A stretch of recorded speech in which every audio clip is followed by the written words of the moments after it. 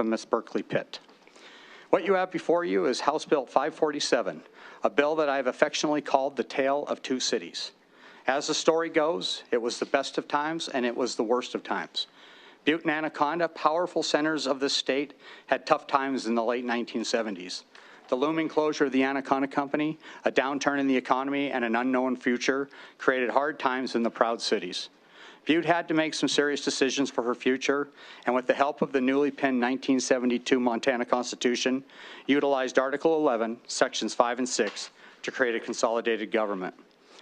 The Butte voters decided in late 1976 to consolidate, and early 1977, the new city-county government of Butte-Silver Bow County was born. When we look at Montana Code Annotated, we find the authorization for this type of government lives in Title VII, Local Government, Chapter 3, Alternative Forms of Government. Within Chapter 3, you find all types of alternative forms of government that MCA allows. With this chapter, we find Section 1345, which is Fire Department, which defines a fire department. Within this section are the changes that HB 547 is asking to change. Please remember, as we move through this process, that we are talking about Title 7, Chapter 3, 1345, and no other sections that would affect cities or counties that have not consolidated. As of today, there are only two consolidated city-county governments in this state, and they are Butte-Silver Bow County and Anaconda-Deer Lodge County. So as I mentioned, no other city-county will be affected by House Bill 547. If I may, I'd like to take a moment and guide you through the packet I handed out. This can be complicated because really the only legislators that have had to deal with this form of government are the folks that are listed on the top of the bill. The first page is just an informational sheet that was put together to help you understand Butte-Silver Bow County and what it looks like in this form of government. Paragraph 1 talks about the newly formed government and that it was ratified in May of 1977. 1977, that's an important date, so let's remember that. Paragraph 2 shows the Constitution of Montana, that the Constitution of Montana allows for this form of government. Paragraph 3 describes the Council of Commissioners and their role.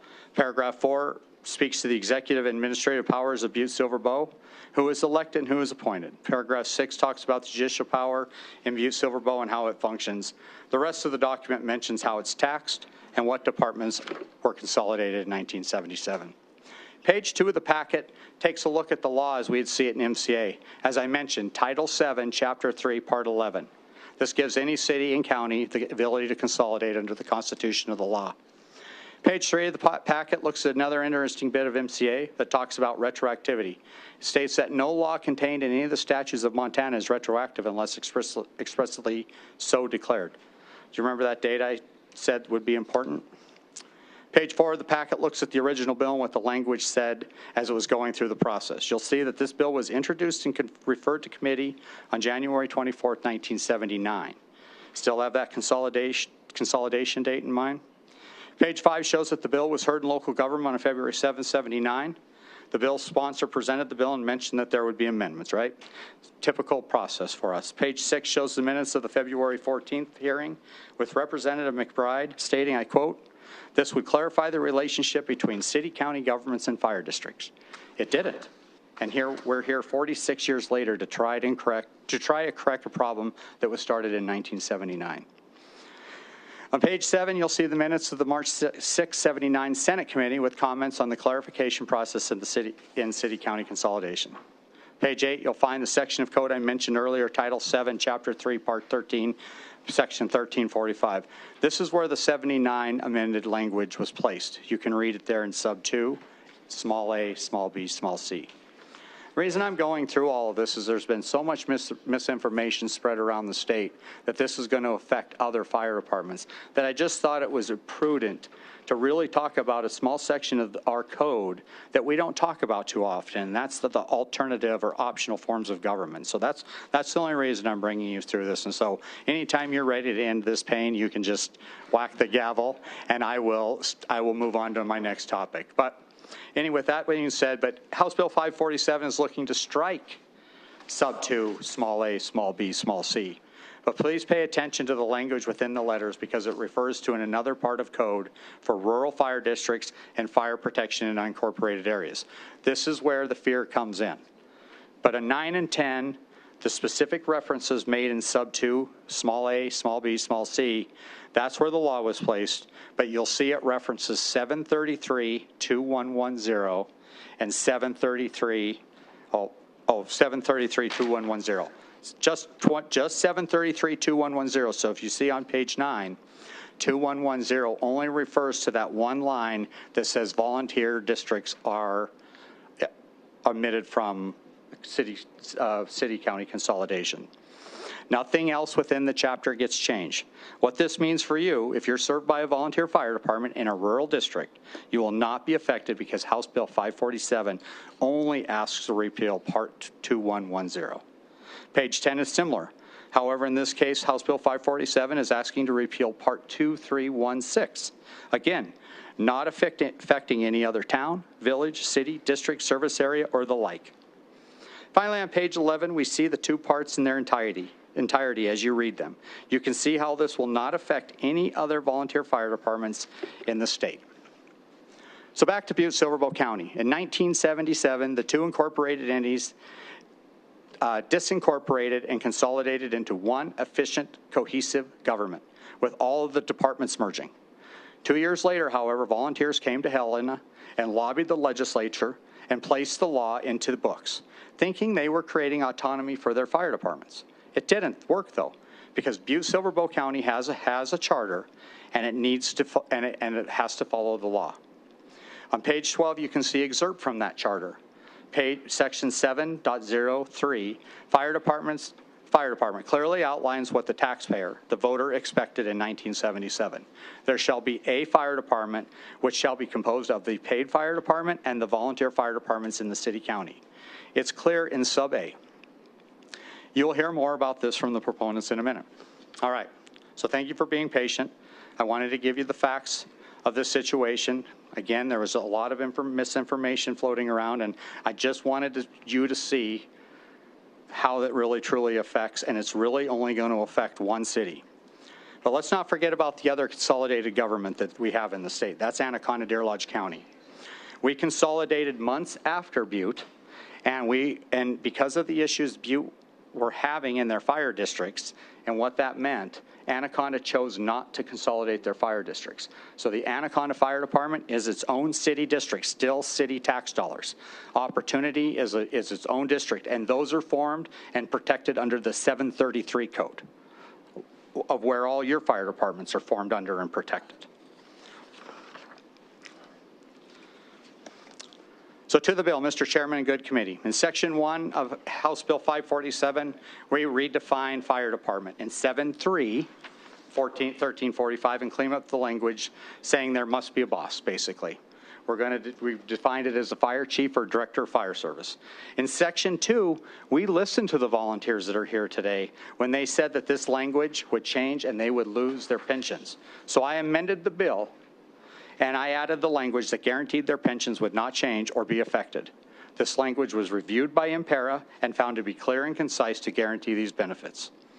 As you can see, as I mentioned earlier, House Bill 547 strikes 2A, B, and C on lines 19 through 28. And finally, on page 2, adds the repealer and repeals the two small sections I mentioned earlier, 733, 2110 only, and 2316 only. What does this bill not do? It does not remove volunteer firefighters from staff. It does not undermine the hard work and dedication that these men and women have given to Butte-Silver Bow County. It does not reduce services in Butte-Silver Bow County, and it does not raise taxes. Mr. Chairman, you're going to hear the opponents say that this is going to reduce response times. You'll hear that volunteers will be removed and not utilized. You'll hear that taxes are going up. Insurance rates will go up. Unfortunately, and very sadly, you may even hear that volunteers will quit if this bill passes. Change is difficult and very scary sometimes, but there will be no movement to hurt the volunteers, and there is nothing further from the truth for the other items. You're going to hear the proponents speak to these issues and more. These issues will all be controlled with the consolidated government following its charter. I look forward to a good hearing. I'll sit for testimony and questions. Thank you. Thank you. We'll start with proponents. We're going to try to keep all testimony to within 3 minutes. Thank you, Thank you, Mr. Chair. I have a handout, if it's all right if I hand these. Yes, please.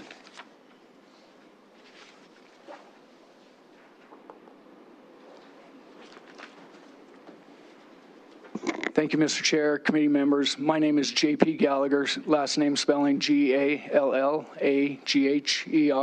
and I'm the Chief Executive of Butte Silver Bow. I stand before you today in support of House Bill 547 for one reason only, and that's public safety. And our charter was derived as, and I'm not going to go into the details of what our good representative presented you, but it was in '77, and our charter was clear.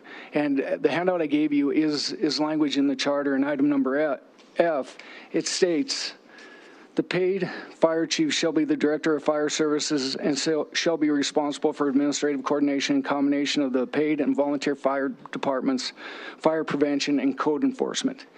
That alone gives the director of fire services the control. What we need in our community is chain of command, and currently that doesn't happen. We have great volunteers that work in Butte Silver Bow, and this is not to take anything away from them. As chief executive, the director of fire services works directly for me, and within the powers that are directed to the director of fire services, he has the ability to coordinate those services, but the unintended consequences of 1979 kind of stripped him of that ability to coordinate services. We have two other fire districts in Butte Silver Bow. One is the town of Walkerville, who's staying independent, and the other one is Melrose. And so there's two other fire taxing districts that work under the volunteer charter in Montana Code. But our fire district, there's one district, or one taxing district in Butte Silver Bow to coordinate all of those other 9 departments together. And within that, we don't have that coordination. And because of that, public safety has been challenged. Everybody that goes to the fires that works on this, they work hard and they provide public safety, but they don't have the coordinated efforts of training together, understanding who can do what, and that'll be spoken more directly here. What I'm asking you and this body to do is have a due pass on this, so it gives back the powers of our charter that were derived in 1977. Nothing more, nothing less, so that it's about public safety for our community. So I thank you for your time, and I'll look forward to a due pass from you. Thank you. All right, thank you. You actually had 15 seconds left. We'll go to the next proponent.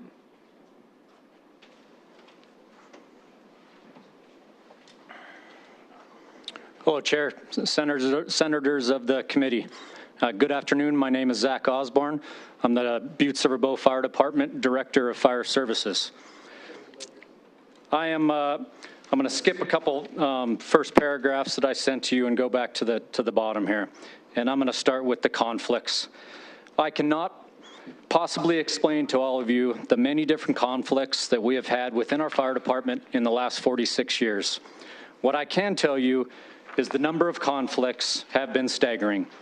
Everything from fistfights in the street, name-calling, propaganda being spread, not following response plans, whose district is whose, taxpayer funds being distributed with zero checks and balances, and so on.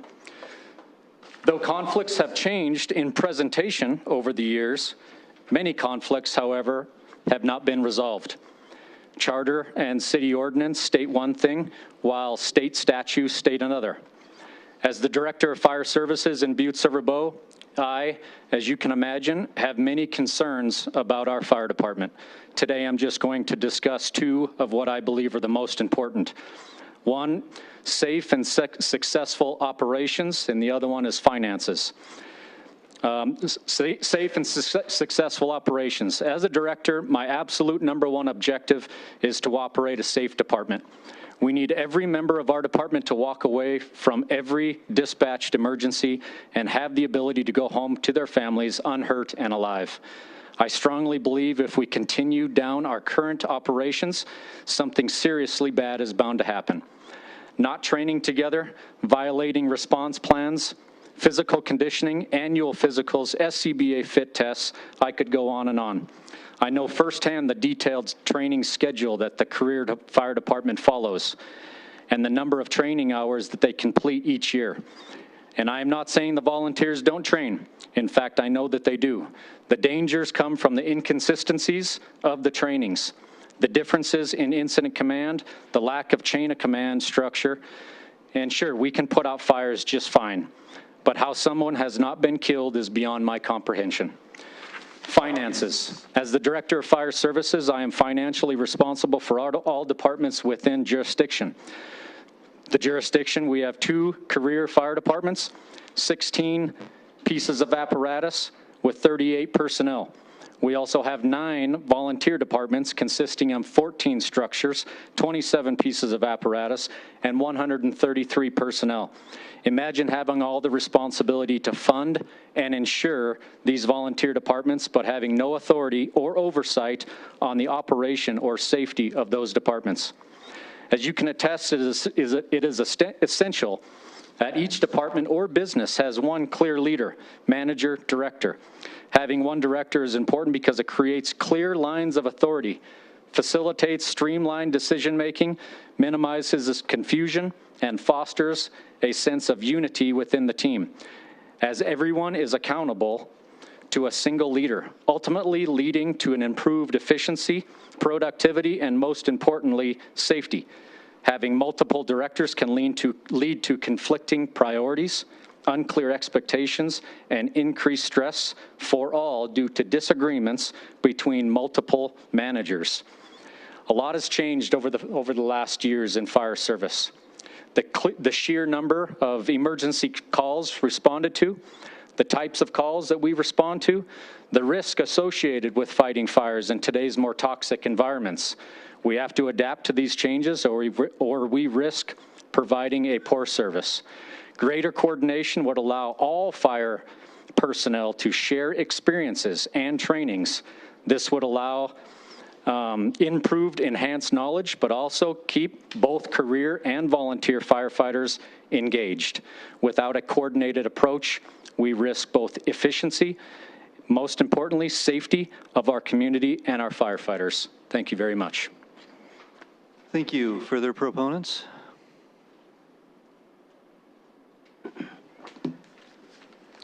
Good afternoon, Mr. Chair, members of the Senate Committee. My name is James Ouellette, O-U-E-L-L-E-T-T-E, and I'm the Safety and Health Coordinator for the City County of Butte-Silver Bow. So I support House Bill 547 for 3 reasons. I support our volunteer firefighters and the right for a safe work environment. I support our charter, which is the voice of the Butte-Silver Bow taxpayer.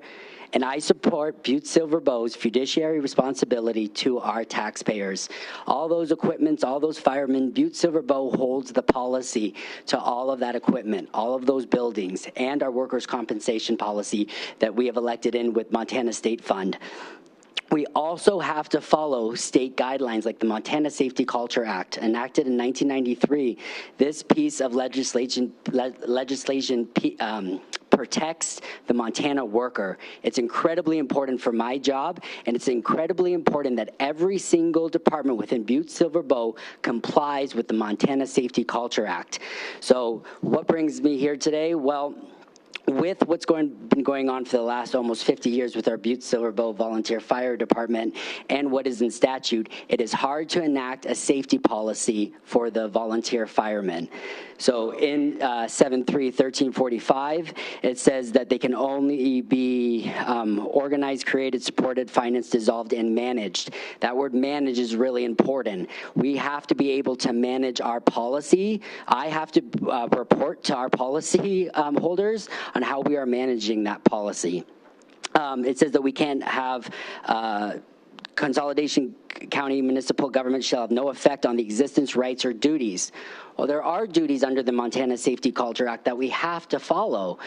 They are a department within Butte-Silver Bow. That is how they are set up in our charter. That is how they are funded. I brought our budget book, our line item budget book today. If you went through it and you saw our budget, they are clearly shown in our budget as one department. So what I'm asking for this body is to get back to the Montana Constitution provision of a charter government. The Constitution gave us the provision of a charter government. We followed the rules to create that charter, and now we're saying that we cannot do what we were told that we were enacted to do by the people of Butte-Silver-Bow. So to sum it up, we are responsible for the outcomes in Butte-Silver-Bow, but we cannot control the inputs. We are legally liable, but we are structurally powerless. We are expected to act, but we are permitted not to. This has opened up a huge liability gap that I'm asking this body to please close. For the safety of our volunteer firemen, for our safety of our paid firemen, for the safety of our taxpayers, we need to close this gap. So please vote yes for House Bill 547. It ensures we meet our obligations, protect our volunteers, and uphold the trust of the people of Butte-Silver-Bow. I have a document that I would like to pass out. Please. Thank you.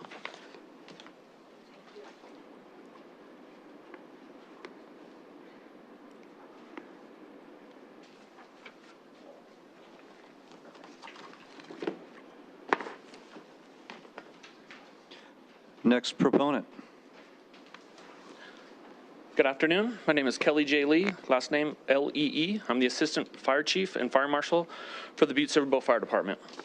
Chairman, Senators of the committee, thank you for your time and dedication to the state of Montana. Recently, Butte-Silver-Bow had a comprehensive fire study done by Emergency Services Consulting International. It was important to have a respected third-party company such as ESCI conducting the study. This comprehensive study included site visits, input from the paid department, all volunteer fire departments, their chiefs, commissioners, chief executive, county attorney, planning, and other departments. They developed a strategy for improving the operational effectiveness and efficiency of the Butte-Silver-Bow Fire Department.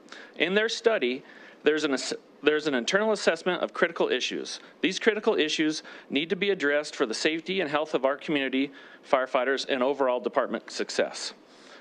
The first one was Butte-Silver-Bow Fire Department needs to be able to train together. Training together will enhance overall developmental cohesion and effectiveness. Most importantly, training together also helps identify capabilities of both the paid department and the volunteer departments. This will assist in future planning with volunteers. Communication. Being able to develop a response plan that every department follows is critical. The incident commander needs to know who is responding to the incidents. A response plan also uses all of Butte-Silver-Bow apparatus in a safe, efficient, and effective manner. And last one, clarifying the role of the Director of Fire Services. During the site visits, ESCI observed that this arrangement raised sensitivity concerning lines of authority. In many instances, specific to management and response, there were two chiefs that could be at these incidents. These three critical incidents ESCI identified can be addressed with the passage of House Bill 547. Thank you. Thank you. Further proponents?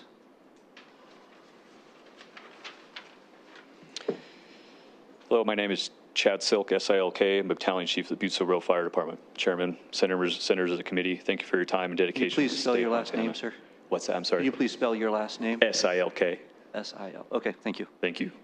Today, I'd like to discuss my role as an incident commander and address some key issues within our fire service that House Bill 547 can help resolve that are specific to Butte-Silver-Bow.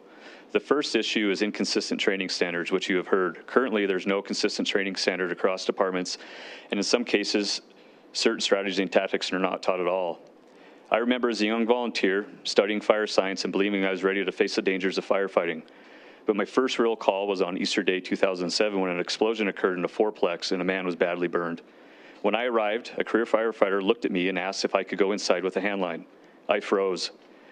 I didn't know if I was allowed to go in alone. More importantly, I wasn't confident in my ability. I had received some training, but it wasn't enough to build necessary skills to form high-stress, life-threatening situations. Without clear standards, we are not adequately preparing our firefighters. This possesses a risk not only to the individuals involved, but also to our community. Training should be more than just meeting basic certifications. It should equip volunteer and career firefighters alike with the skills necessary to perform critical tasks. Training imprints skills, builds confidence, and most importantly, teaches us our limitations. If I had received the appropriate training for interior firefighting, I might have been more help that day. The solution? Establishing a comprehensive training program that goes beyond entry-level certifications, ensuring that every firefighter, whether career or volunteer, has the skills to handle real-world emergencies effectively and safely. This is crucial to prevent incidents like the one I mentioned above. The second issue I want to address is knowing the capabilities and limitations of personnel. As an incident commander, it is vital for me to understand the strengths and weakness of every firefighter on scene. Currently, I only know the capabilities of the career department because we haven't been able to implement a countywide training program that lasts long enough to establish a clear baseline for every firefighter. This is unacceptable. Imagine being at a house fire with people trapped inside, flames blowing out windows, and power lines arcing and sparking, wondering if they're going to fall on someone. Then a family member approaches you, desperate for help. Is that the time to discover that someone hasn't been trained on an SCBA properly, or they've never been inside a real house fire? Is that the time to find out that someone doesn't know how to properly charge a hose line? The answer is no. As an incident commander, I need to know that every member on the scene has training skills necessary to handle the situation safely. That's why House Bill 547 is crucial. By allowing us to bring back local control, we can create consistent standards across all fire departments, regardless of whether they're a career or volunteer. With a uniform training standard, we ensure that everyone is trained at the same level, and we can all learn from others' experiences. In closing, I urge you to support House Bill 547 so that we can bring back local control to our fire departments. The people of Butte-Silver-Bow voted on our charter, and we can't fully adhere to it under current law. This bill allows us to create uniform standards, improve our response capabilities, and most importantly, ensures safety of our community. Thank you for your time and consideration, and I will be here for questioning, but with your permission, Mr. Chair, I'd like to hand out a org chart of Butte-Silver-Bow. Please.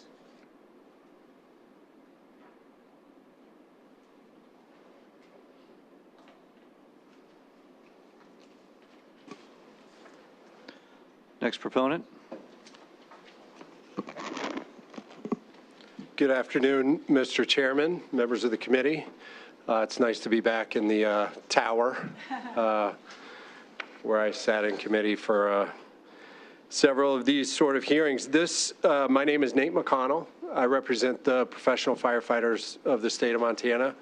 Can you please spell your name? I will. Senator. I will. McConnell, McConnell. Thank you. Thank you, Mr. Chair.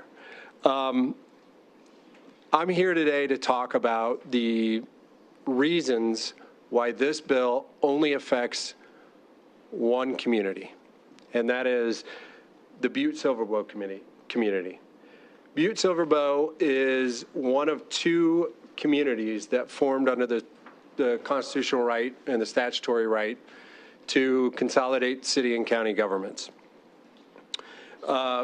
As you heard from the good sponsor, they consolidated in 1977. And as a result of that consolidation, they had a charter. So there are two things that control Butte-Silver-Bow Fire. One is state law under the local government statute, Title 7, Chapter 33. And then the other one is the charter. And this is where people kind of get confused. I've heard information that this bill is going to affect every rural fire district across the state. The only way that can happen is when you hear the word if, or could, or may. The only way it could happen is if you live in a city-county consolidated form of local government. That is it. And there are only two of those, Anaconda Deer Lodge and Butte-Silver-Bow. So what's different about Anaconda and Butte? The charter. The charter is the only difference. As the good sponsor said, Anaconda saw what happened in Butte and said, we're not doing it that way. We're going to do it the way Missoula or Bozeman or Columbus or any other district does it.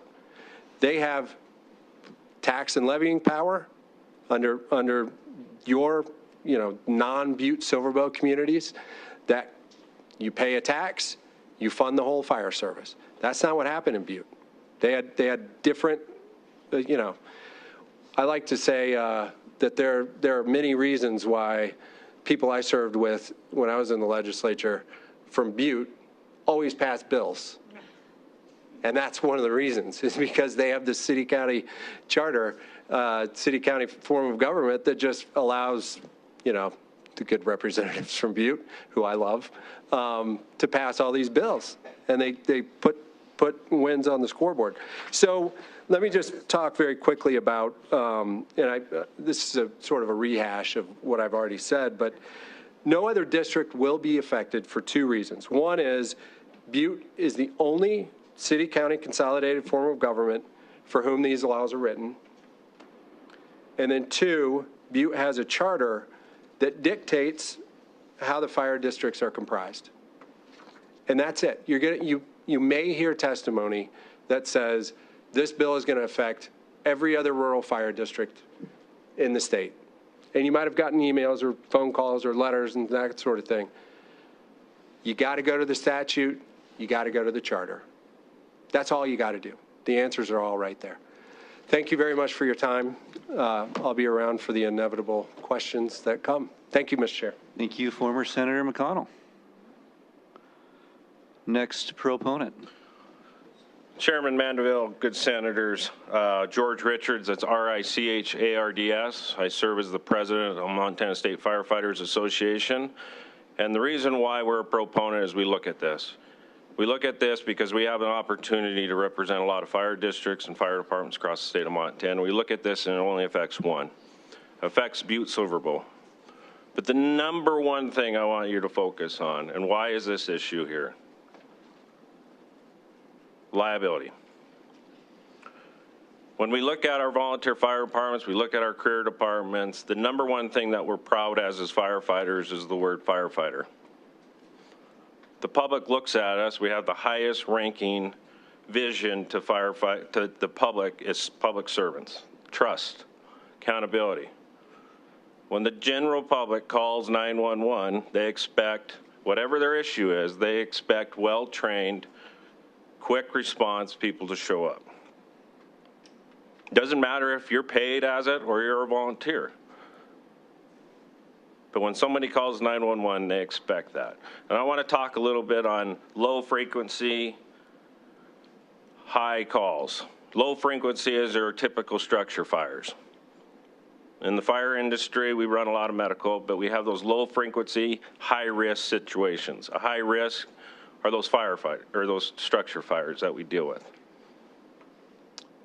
Butte Silver Bowl has to have that authority back at the local to make sure that the citizens of Butte are getting the best trained, well trained, so those calls at 2 o'clock in the morning in a residential structure where somebody may be trapped or some search has to be on, those local fire departments know the capabilities and the training of those people showing up to provide that service to the citizens.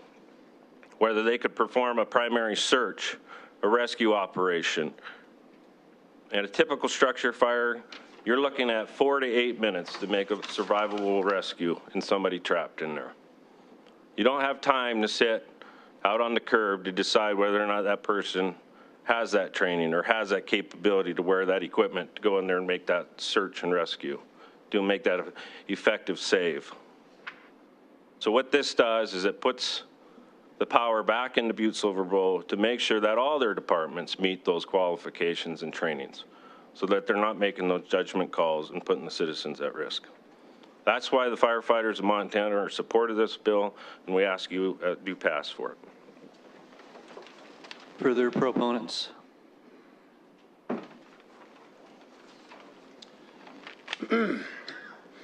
Good afternoon, Chair Mandeville and distinguished senators. My name is Brian Cetraro, C-E-T-R-A-R-O.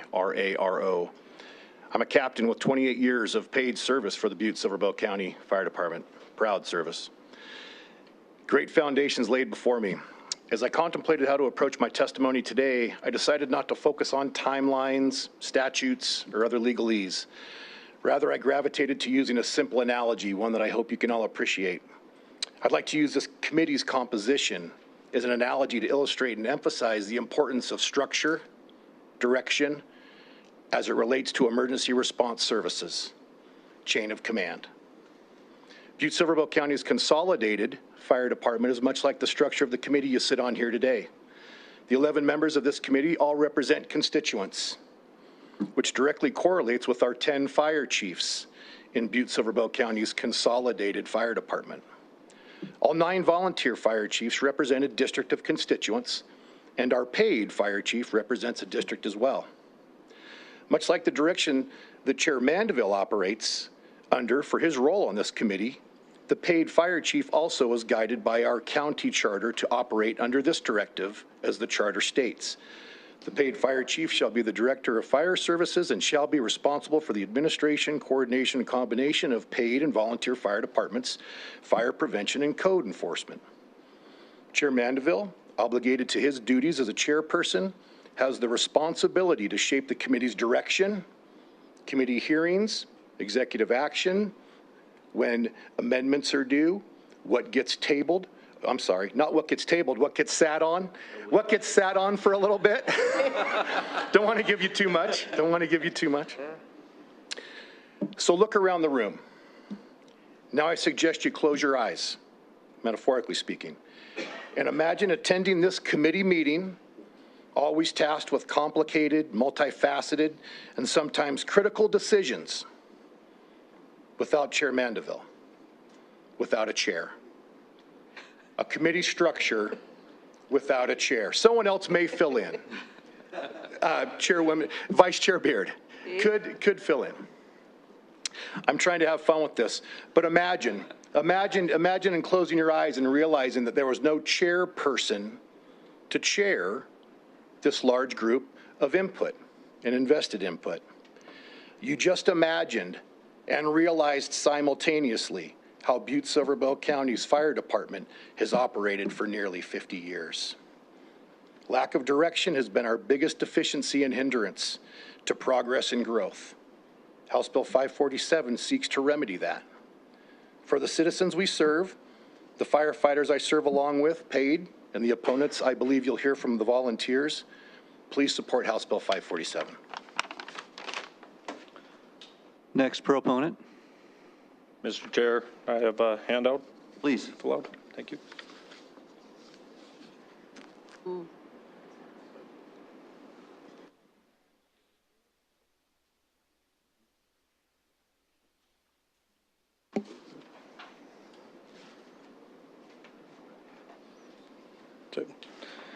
Good afternoon, Mr. Chair, members of the committee.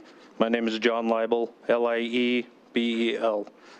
I am the president of International Association Firefighters, Local 96. I served as a volunteer firefighter in Butte for 3 years and have been with the career department for the past 8. I am here today in support of House Bill 547. This is a local control bill, point blank, plain and simple. As the bill's state text, its sole purpose is to remove an outdated law from state code and allow Butte-Silver Bow to follow the charter that citizens voted to adopt. You may hear concerns today about what this bill might do. To address that, I've provided copies of our county ordinances related to the fire department. As you can see, there are checks and balances in place to oversee the authority of the Director of Fire Services. Additionally, our county is currently undergoing a charter review with a study commission, which provides an opportunity to evaluate and modify any language if necessary. I firmly believe that Butte-Silver Bow is capable of managing its own fire service, and I urge you do concur on this bill. Let's return the control to the county and its voters. Thank you for your time and consideration. I'm available for any questions. Thank you. Thank you. Further proponents?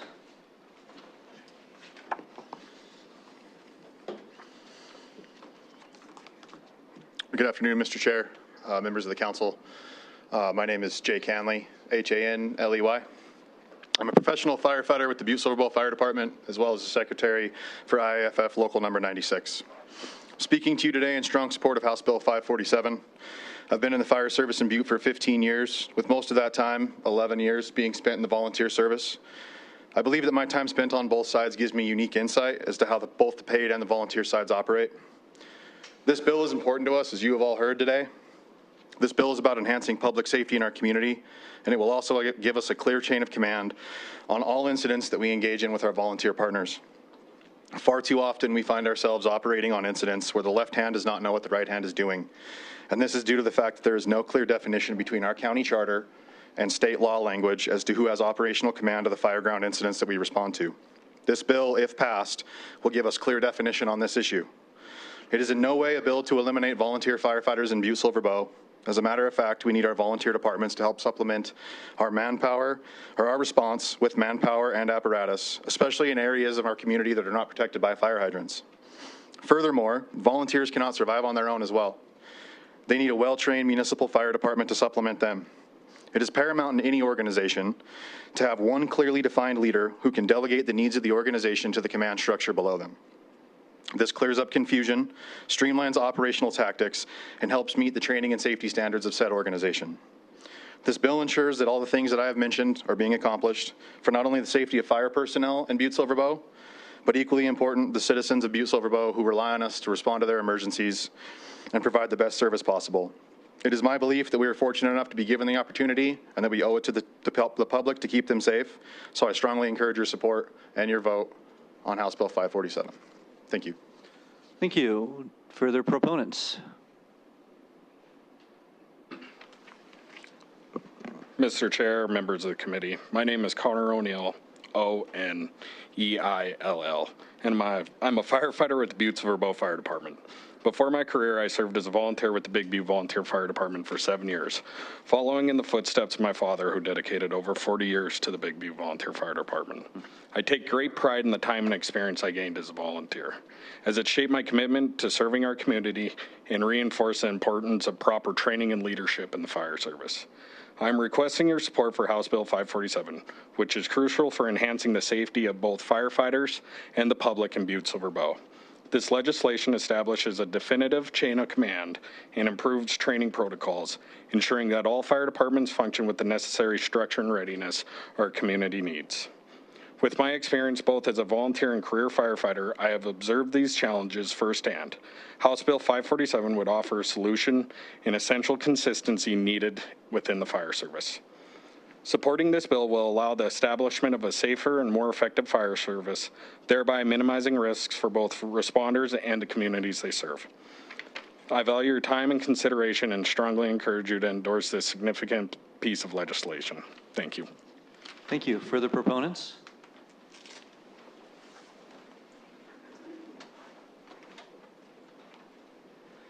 Mr. Chair, members of the committee, my name is Jennifer Olson, OLSON. I'm the Government Affairs Director for the Montana League of Cities and Towns.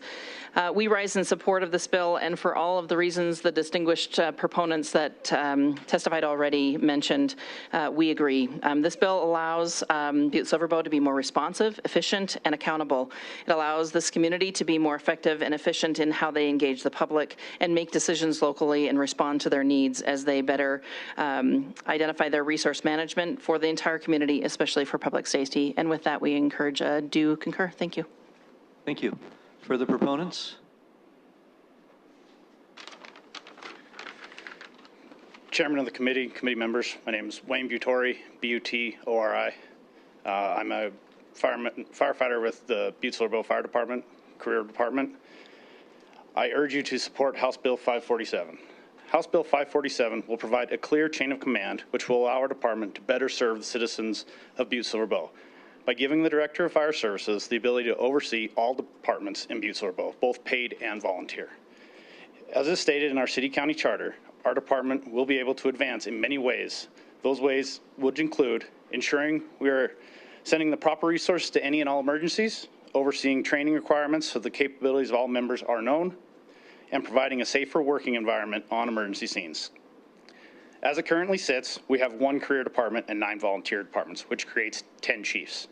This is no way for an organization to operate. Without a clear chain of command, it creates nothing but confusion. I'll provide you with another analogy. I know you've received many already. I'm going to go a little different route. If you were to relate to a football team, you can't have 10 head coaches. You can only have 1, and that should be the Director of Fire Services. Each department would represent a position group, and their chief would be that position coach. But there can only be 1 head coach. This is the only way that a team can successfully operate, and that is what we need to be, is a team. The head coach is the one who ultimately has to be held accountable for what the whole team does, both good and bad. This provides a clear chain of command, and everyone can understand and operate under it.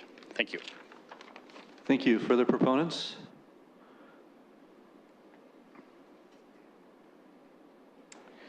Good afternoon, Mr. Chair, members of the committee. My name is Aaron Facincani, Facincani. I'm a firefighter EMT with Butte Silver Bow. As you've heard plenty today, I'm here to support Montana House Bill 547, a bill that holds immense importance for the safety of both our firefighters and the community we serve. Anyone who knows me knows that I am extremely passionate about our job, and having served nearly 15 years in various capacities as a firefighter, an EMT, a captain with the Racetrack Volunteer Fire Department in Butte Silver Bow, a 911 communicator with Butte Silver Bow, and a volunteer in Missoula County as well. I understand the opponent's concerns about this step, but I've witnessed firsthand the challenges our current system creates, from overwhelmed 911 communications to unclear chains of command during emergencies. These issues threaten the efficiency of our response and, most importantly, the safety of our responders and our citizens. I want to better our system with a cohesive team. I want to be clear, this bill does not aim to diminish the role of volunteers within Butte Silver Bow. Volunteers remain essential to our community and our response efforts. I urge you to support Montana House Bill 547. It will improve the safety of our first responders and enhance the overall fire service operations in Butte Silver Bow. I thank you for your time and your consideration. Thank you. Thank you. Further proponents? Hello, Chair, members of the committee. My name is Captain Cal Clark, C-L-A-R-K. I'm the EMS coordinator for the Butte Silver Bow Fire Department. I want to talk a little bit about House Bill 547. I am in support of that. House Bill 547 will eliminate the contradicting state law that gives local government back control, allowing us to move our department forward. It will give us unified leadership and the opportunity to come together on fireground tactics by training together. Knowing each other's strengths and weaknesses will improve safety and provide more efficient service for our citizens. It is time to give up the tradition that separates us and allow us to become a unified, true combination department. Thank you guys for your time. Thank you. Further proponents?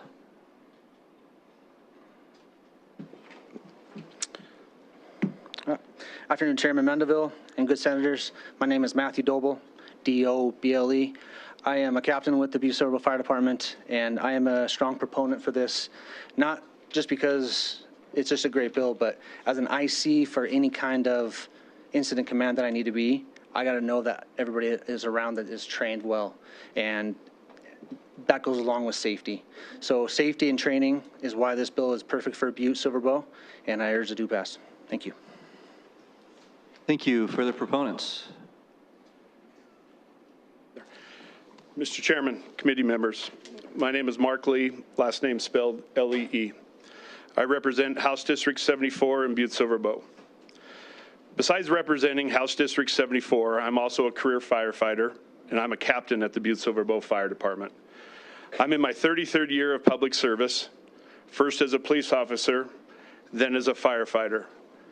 I have devoted my entire adult life to the city of Butte and to the citizens of my community.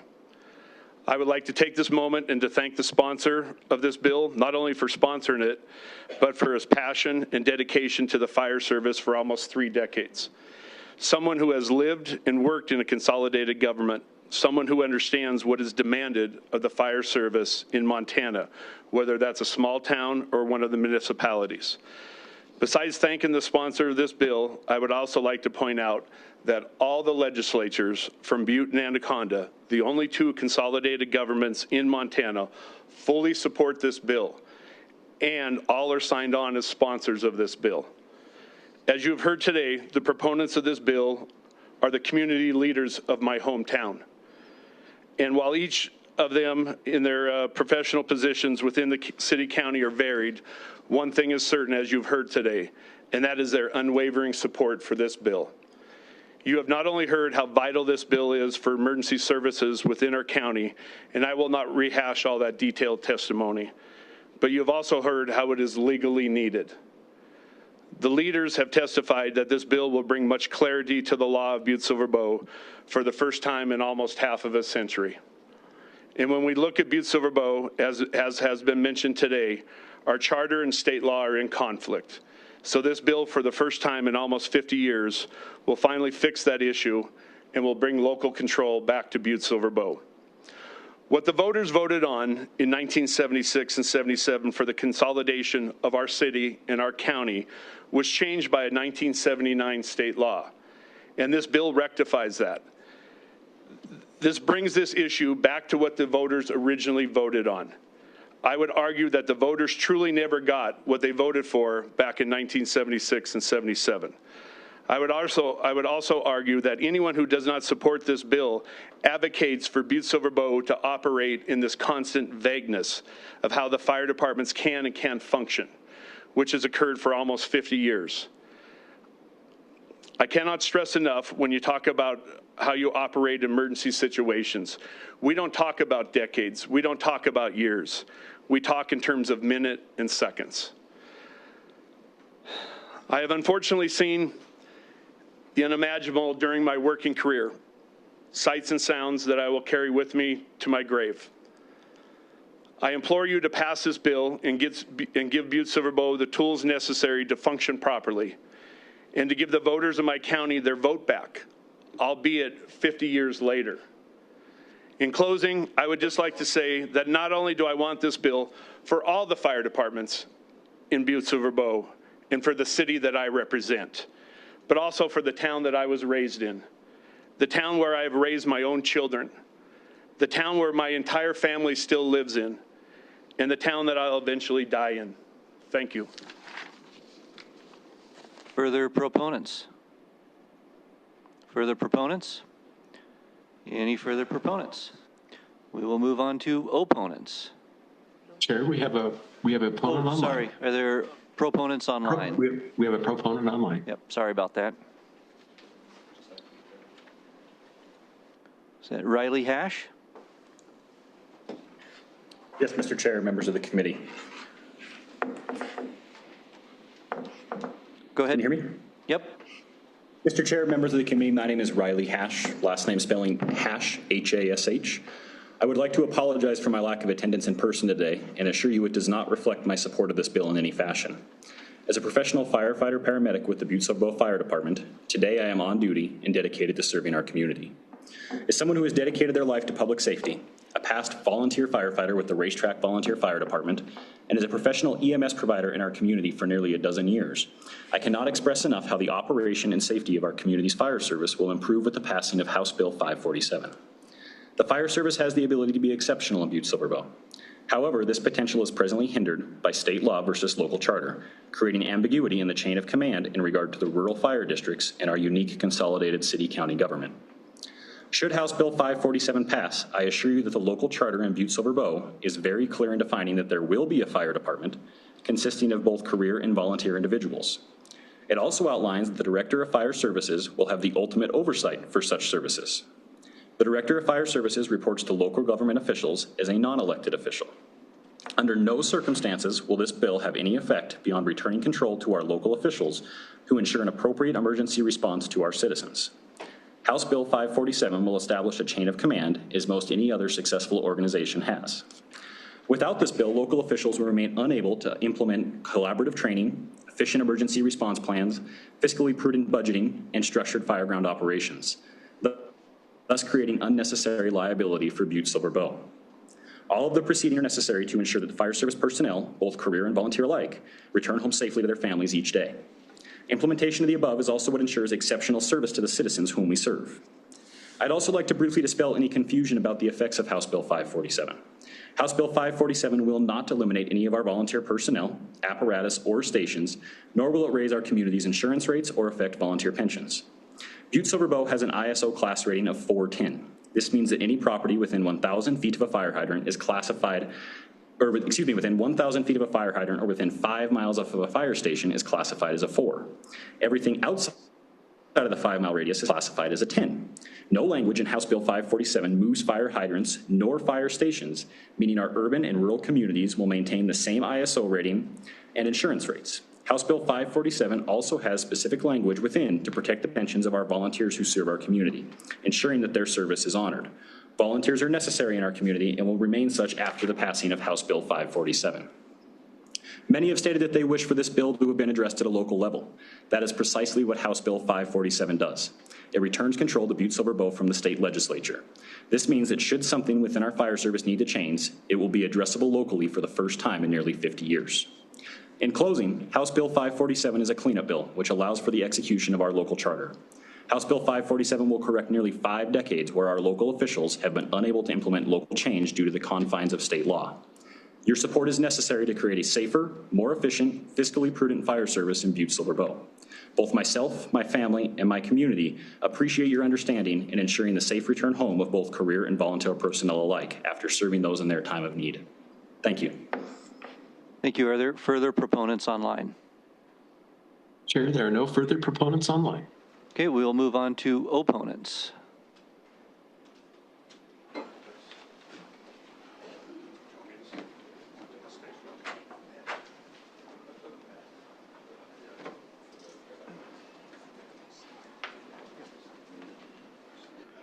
Are there opponents in the hall? Opponents? Come on in. Okay. Come on in, line up. Come on. We are trying to keep testimony to 3 minutes. Be sure to state and spell your name for the record. Okay. First opponent.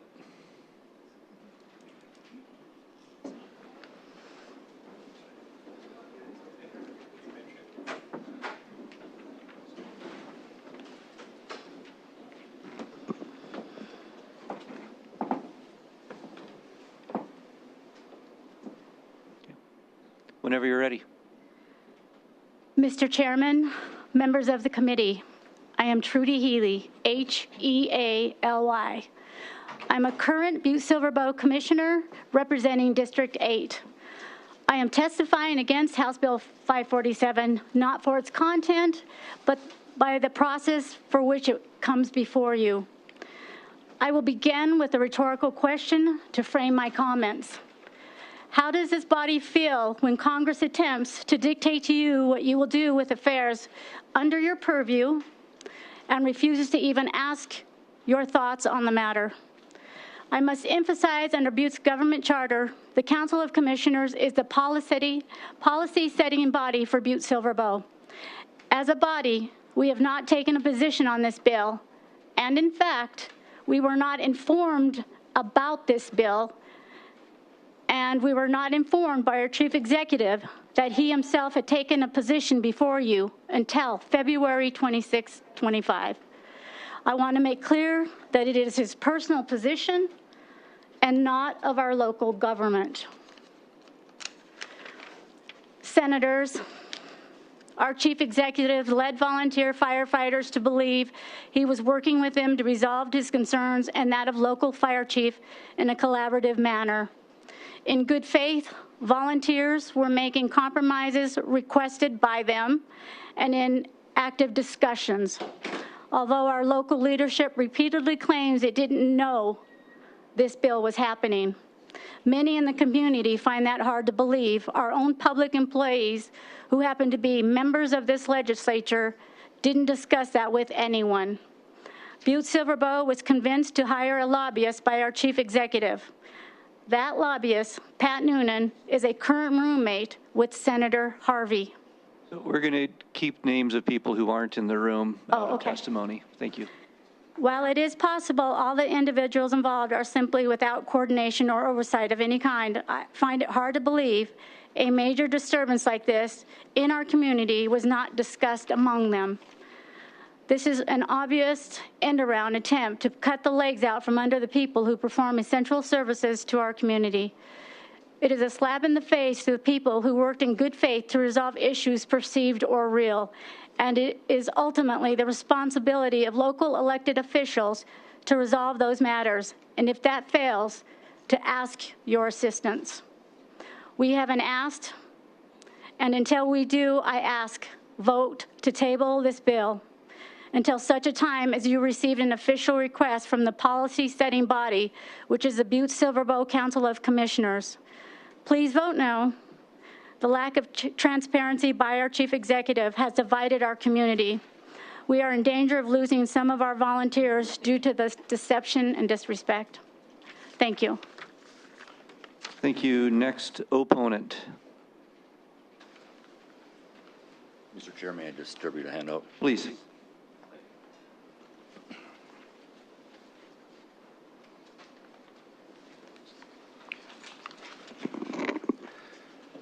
Mr. Chair, Senate Local Government Committee, my name is Jason Willoughby, Willoughby. I am the chair of the Racetrack Rural Fire District Board of Trustees in Butte. I stand before you today to express my strong opposition to House Bill 547. This bill, which seeks to revise laws related to fire protection and consolidated city-county governance, has serious implications for the future of our rural fire districts and the communities that we serve there. The proposed changes in House Bill 547 remove language pertaining to rural fire districts, which are essential to our communities, especially in rural and underserved areas. While the intentions behind this bill may seem to promote safety and efficiency, the reality is that the removal of Section 733-2110 of the Montana Code Annotated would remove the clarity of the status of fire districts and add confusion to their governments within a consolidated city-county government. The Charter of Butte Silver Bow establishes in Section 7.03A that there shall be a fire department which shall be composed of a paid fire department and volunteer fire departments in the city-county. In Section 7.03D, the Charter states that except as otherwise provided by the Charter until changed by ordinance, the organization of the existing volunteer fire departments within the city-county shall be governed by the applicable section of state law. The volunteer fire departments mentioned in this charter are rural fire districts and operate in accordance of Montana Code Annotated Title 7, Chapter 33, Part 21, which this bill will remove in its entirety. On September 17, 1987, an Attorney General opinion written by Attorney General Mike Greeley states, because the charter does not specifically deal with the existing district's powers, the statute requires that they not be affected. The opinion emphasizes that the 1979 statute was passed with the intent to prevent any substantive change to the operation of existing rural fire districts. The pre-existing rights and duties, including budgetary authority of the trustees, must remain intact, and it has not within Butte Silver Bow.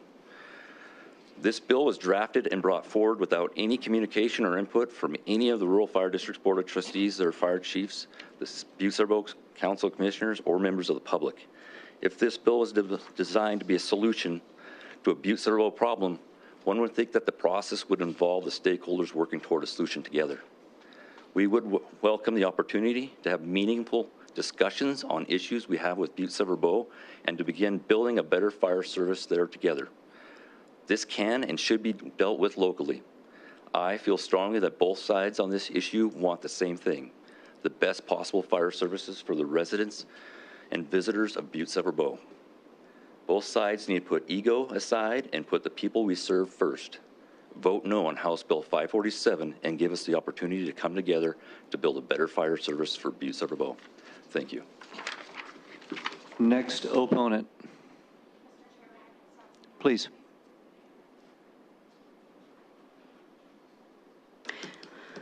Mr. Chair, members of the committee, my name is Catherine Dinwiddie, D-I-N-W-I-D-D-I-E, and I'm the attorney representing the fire districts of Butte Silver Bow. With more than 22 years of experience advising fire districts on their legal duties, rights, and responsibilities, I am here to express my deep concerns about HB 547. This bill will not resolve any issues and will cause further dissent and negative impacts. If you don't want my opinion on this, look to the Attorney General opinion that was just provided to you. None of the proponents brought up that bill or brought up that opinion that is essential to this discussion, and it can explain the relationships between the AG opinion, or the AG opinion can explain the relationships between the charter and the statutes they seek to amend today. On March 15th, I sent a letter to the Butte Silver Bow Director of Fire Services and other local government officials outlining specific concerns from the fire districts and stating, quote unquote, they are willing to engage in open and honest communications to develop a plan to work together moving forward. While we met with the chief executive, the paid fire chief was unable to attend. A follow-up meeting with the former county attorney on October 1st, 2024, resulted in her agreement to review the statutes. The charter, which verified that that pre-consolidation fire districts retain their rights, and then the AG opinion, as well as the statutes impacting both consolidation and fire districts. Before we could engage the new attorney, HB 547 was drafted and rushed to the House. The fire districts and I were only given 24 hours notice before the bill's hearing, which excluded meaningful input from key stakeholders. That left the impression that their voices were unimportant. HB 547 removes vital statutory protections that have long ensured the legal existence, rights, and responsibilities of fire districts during city-county consolidations. By deleting protections in the original statutes, the bill leaves critical questions unanswered. Additionally, the bill ignores the unique needs of rural communities by removing the legal protection on the ability to create new fire districts. It closes the door on future residents who may need localized fire protection services in underserved areas. Each fire district are governed and managed by a board of trustees, and by statute, a fire chief of a fire district must be considered the highest ranking officer who is responsible for its operation. These fire chiefs work together with municipalities and other fire districts all across the state. Just because Butte-Silver Bow has a consolidated form of government, there is no statutory barrier preventing this type of cooperation. In summary, HB 547 dismantles essential statutory protections and introduces uncertainties with far-reaching consequences. Any legislation that removes long-standing protections for fire districts must be thoroughly evaluated by all stakeholders to prevent unintended impacts, especially regarding their legal existence. That evaluation did not occur here, and for these reasons, I respectfully urge you to vote no on 547, excuse me, sorry. Next opponent.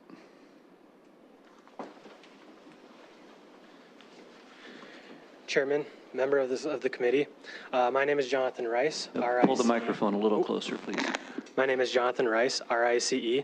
I am the Rocker Fire Chief. I'm here to express my strong opposition to House Bill 547. This bill poses several serious concerns for me. First, it threatens the autonomy of our fire districts. Under current law, even within a consolidated government, fire districts retain the ability to manage their own volunteers, chiefs, mutual aid agreements, and equipment. House Bill 547 would eliminate those protections, shifting authority to a single entity. This move would strip rural fire districts and their trustees of local decision-making and undermine the current system.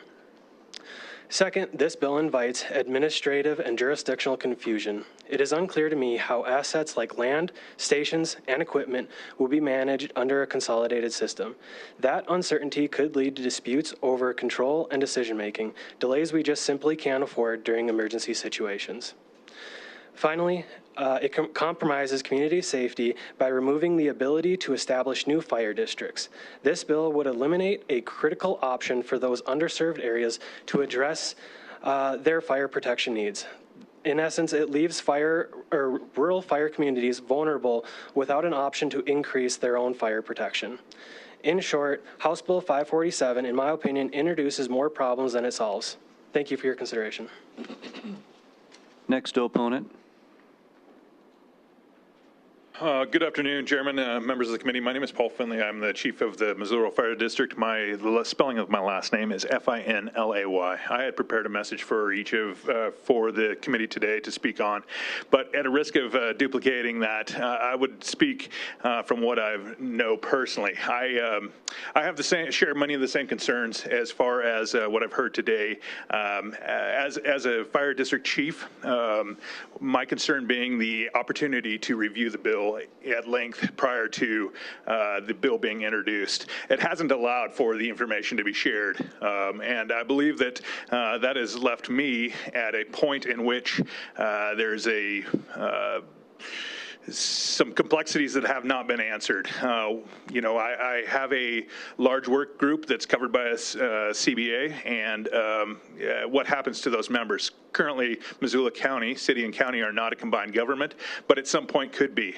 And rather than looking at today, I am charged with looking years into the future and consider that as a possibility. And so I wonder what would happen to our CBA, what would happen to our employees, what would happen to the equipment and the stations that we all own. I urge more time on this, and just in hearing what I have today, I would say that this issue is not answered by a state law change. Thank you. Next opponent. Thank you, Chair and Commissioners. My name is Dan Olson, O-L-S-E-N. Make sure you spell it with an E. I'm not a Swede, I'm a Dane. So that's the important part. I speak as the Butte Silver Bow Fire Advisory Council Chair, Fire Advisory Chair from 2017 through 2020, and I was also a Butte Silver Bow Commissioner at that point. A little bit about the Fire Advisory Committee. It's the group that is supposed to coordinate the cooperation between the volunteers and the professional. It is there's a board of nine folks, 3 commissioners, 3 paid, and 3 volunteers. And so we went and we made a lot of progress, and we came up with a lot of cooperation, and we had things running fine when I left, and when I retired, it was taken over. But anyway, I oppose this bill. I'm concerned that the volunteer fire departments are not really authorized in municipalities, which is what Butte Silver Bow is. It's a municipal version of a consolidated government. I see some of the information in MCA 733-4115, municipal fire protection through a rural fire district. It refers to a second-class city only. It does not refer to a first-class city and being allowed. Butte is a first-class city. That's any with a population over 10,000. The recent fire study that we had, one of the points that hasn't been brought up yet is the major point is, well, the fire department's volunteer and paid. When they're out on the ground working on a fire, they work well together. The problem is there is not the leadership currently in place, and that was addressed in this fire study. An outside organization that said basically there's a lack of coordination or cooperation between the fire chief and the volunteer departments. And that is the problem here. We have a chain of command. If you look through the Butte ordinances, Butte Silver Bow ordinances, it's all laid out, and it's laid out well. But asking the volunteers to play on this team and not being invited to the team meetings, that's what's basically happened. They were never consulted when these changes were made, and that's the problem, is they're not a team member. They just want, the chain of command would like to control everything and not have the team players of the volunteer departments. I think that's what we see here.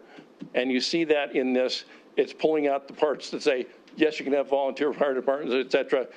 The only thing that changes the chain of command, it takes out the the director of fire services has to be a fire chief and all that. Now it's just a director of fire services. For the past 8 years, as far as I know, that's my experience. We've had a director of fire services, and he's been in charge of everything. At the time I was on the fire advisory board, he worked well both with the volunteers and with the paid department. It worked out fine. Chain of command was fine. We were working out a lot of problems, and now we're back to a horrible situation where the administration doesn't want to talk to the volunteers. That's what that's why I hope that you vote no on this 547. It may be needed, but it needs to have the volunteers sitting at the table. So thank you very much. Next opponent. Some handouts. Please.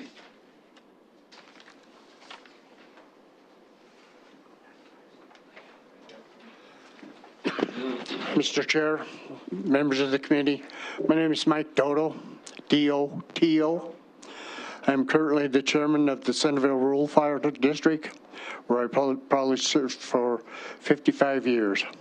I also have been a member of the Montana State Volunteer Firefighters Association since 1982.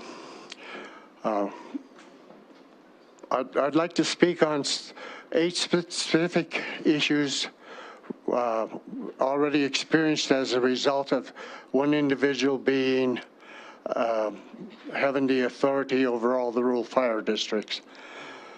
A while back, all the equipment in vehicles, titles, and places were placed in the county's name on there, where the trucks that were purchased without a single dollar from the county, it just and they're telling us because it's of the insurance. We were not consulted on major departmental changes, including SCBAs or radios, and only found out after the decisions were already made. The proposed consolidation that came with inadequate resources and no real cost savings. When the city received new equipment, rural departments were handed outdated and used equipment, even when our district's names were used on these grants. With little equipment we did receive, never matched the quantity or the quality that we had before. Our ability to respond in our own districts has been restricted. We are no longer allowed to speak directly with the dispatch supervisor unless the paid chief is present. The fire study commissioned by the county 2 years ago was only released last week after rural districts repeatedly pressured the commissioners for an answer. No single individual can effectively manage all these departments. Moving from state law to charter law removes the important protections and sets a dangerous precedent for rural fire districts statewide. For this reason, I respectfully ask you to vote no on House Bill 547. Thank you for your time and consideration. Thank you. Next opponent. My name is Karen Sargent. It's spelled S-A-R-G-E-A-N-T. I worked hard to get that right spelling. I have 27 years of experience in the fire service. I have served on 5 different fire departments in 3 states, 2 of which are here in Montana. I have worked with many paid career departments, volunteer departments, and state, federal, and tribal fire agencies, and have considered it an honor and a privilege to do so. During my 27-year tenure, I have attained 2 national-level certificates in instructor techniques and strategies. I have also instructed adults for the past 2 decades. Using these national techniques and strategies, our firefighters are trained to the highest level of state and national standards, the exact same standards that the paid firefighters train to. Just as the paid firefighters, we instill a sense of pride, accomplishment, and commitment in our firefighters as we complete the tasks of protecting the lives and properties of the citizens of not only our districts, but any jurisdiction requesting aid in their time of need. We place a strong emphasis on safety within our ranks. We teach the importance of not only individual safety awareness, but also awareness of the safety of other firefighters on the incident or training exercise.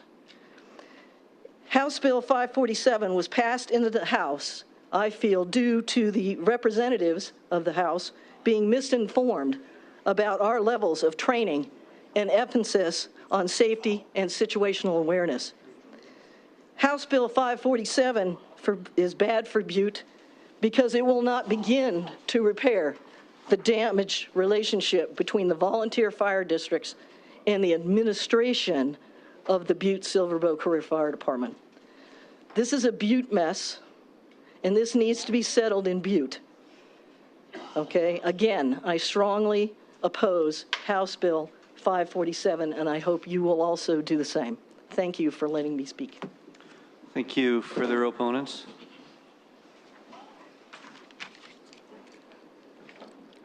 Thank you, Mr. Chair, members of the committee. My name is Dan Callahan, Callahan. I am a Butte-Silver Bow County Commissioner of District 12, serving my third term. I'm also serving my 8th year on the Fire Advisory Council. I'm here to ask that you oppose House Senate Bill 547. My district is predominantly rural.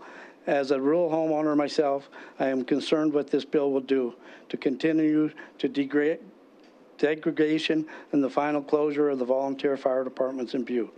Losing volunteer fire departments jeopardizes the ability of homeowners to keep insurance on their homes. Passage of this bill will put lives and property in danger at the time when the rural and urban interface is under unprecedented fire threat. Please vote no and do not pass Senate Bill 547. Thank you very much for your time. Thank you, Commissioner Callahan. We appreciate your brevity as well. Further opponents? Mr. Chair, members of the committee, my name is Ed Fisher, Fisher. I probably served at the Boulevard Rural Fire District in Butte-Silver Bow for over 50 years. I've been chief for the Boulevard Fire Department for 20 years. I'm a Vietnam veteran. I was part of this service, fire service, when these Montana current laws went in, and they were there to protect the rural fire districts. And the laws have worked well. I mean, they worked for decades, and the structure of them, the community worked well with, and the way the laws were written. There was no complaints from anybody in the community.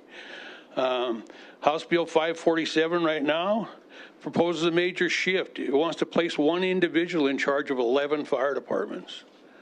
I'm a chief of a fire department with 18 members. I have a hard time taking care of 11 people instead of 150 or 160.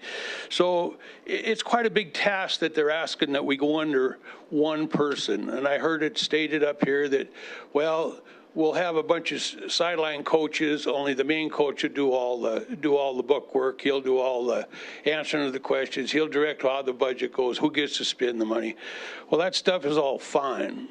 But the people who are paying the taxes in our fire districts as volunteers, I've not heard one complaint from any of them, from none of the trustees, the 5 trustees that run the department, and from the people that live in our districts. I've never heard a problem them say, we got to change the way the fire service is in Butte. And they're very all aware well of Bill 547. So the top-down approach, you know, it's going to decline the volunteer fire services in Butte because, you know, they talk about the football game and they got to have 10 coaches and they got to only have one coach in charge. Well, that's fine. Well, when we have this football team and you put 5 of those guys on the bench for the 4 years that they're playing football and they don't ever get to play a game, are they going to stay on that football team? We see it every day in the college right now. These people are going to teams that they can play on. They're not going to sit on a bench for 3 or 4 years and say, I hope it comes our way. So when they say it's not going to hurt the volunteer fire service in Butte-Silver Bow, I'm here to say that I wouldn't be one that would want to quit. I would want to stay with the fight. But when you got young people coming into the fire service and you don't let them do their job, what they want to do, which is put out fires, you're going to lose them as membership. The membership across the nation right now is down really bad for volunteers because people coming up through the ranks anymore don't have time to volunteer. They have families. They want to go camping. They want to go fishing. They don't want to be dumb like me and stay there for 50 years. They got other things to do. So I would say that I would strongly recommend that you oppose this Bill 547, and thank you for your time. Thank you. Further opponents? Further opponents? Don't be shy. All right. Sounds good. Mr. Chair, members of the Local Government Committee, my name is Mike Flanick, Flanick. I'm from Ramsey, Montana, and I'm just a concerned citizen. I'm not on any department, but I am served by the Rocker Volunteer Fire Department. One thing I wanted to clarify really quick to get started here was a proponent earlier stated that none of the representatives of Silver Bow County were opposed to this. They were all in favor of it. That's not true. Our House representative actually voted against this, and he represents a large portion of the rural Silver Bow County. They often think of Butte Silver Bow just in terms of Butte, but this impacts the entire county, and I want to make sure that that's understood. Melrose, Divide, Ramsey, Rocker, Fairmont. So our House representative already voted against this, and it's my understanding, talking to our Senate representative, he's also opposed to it.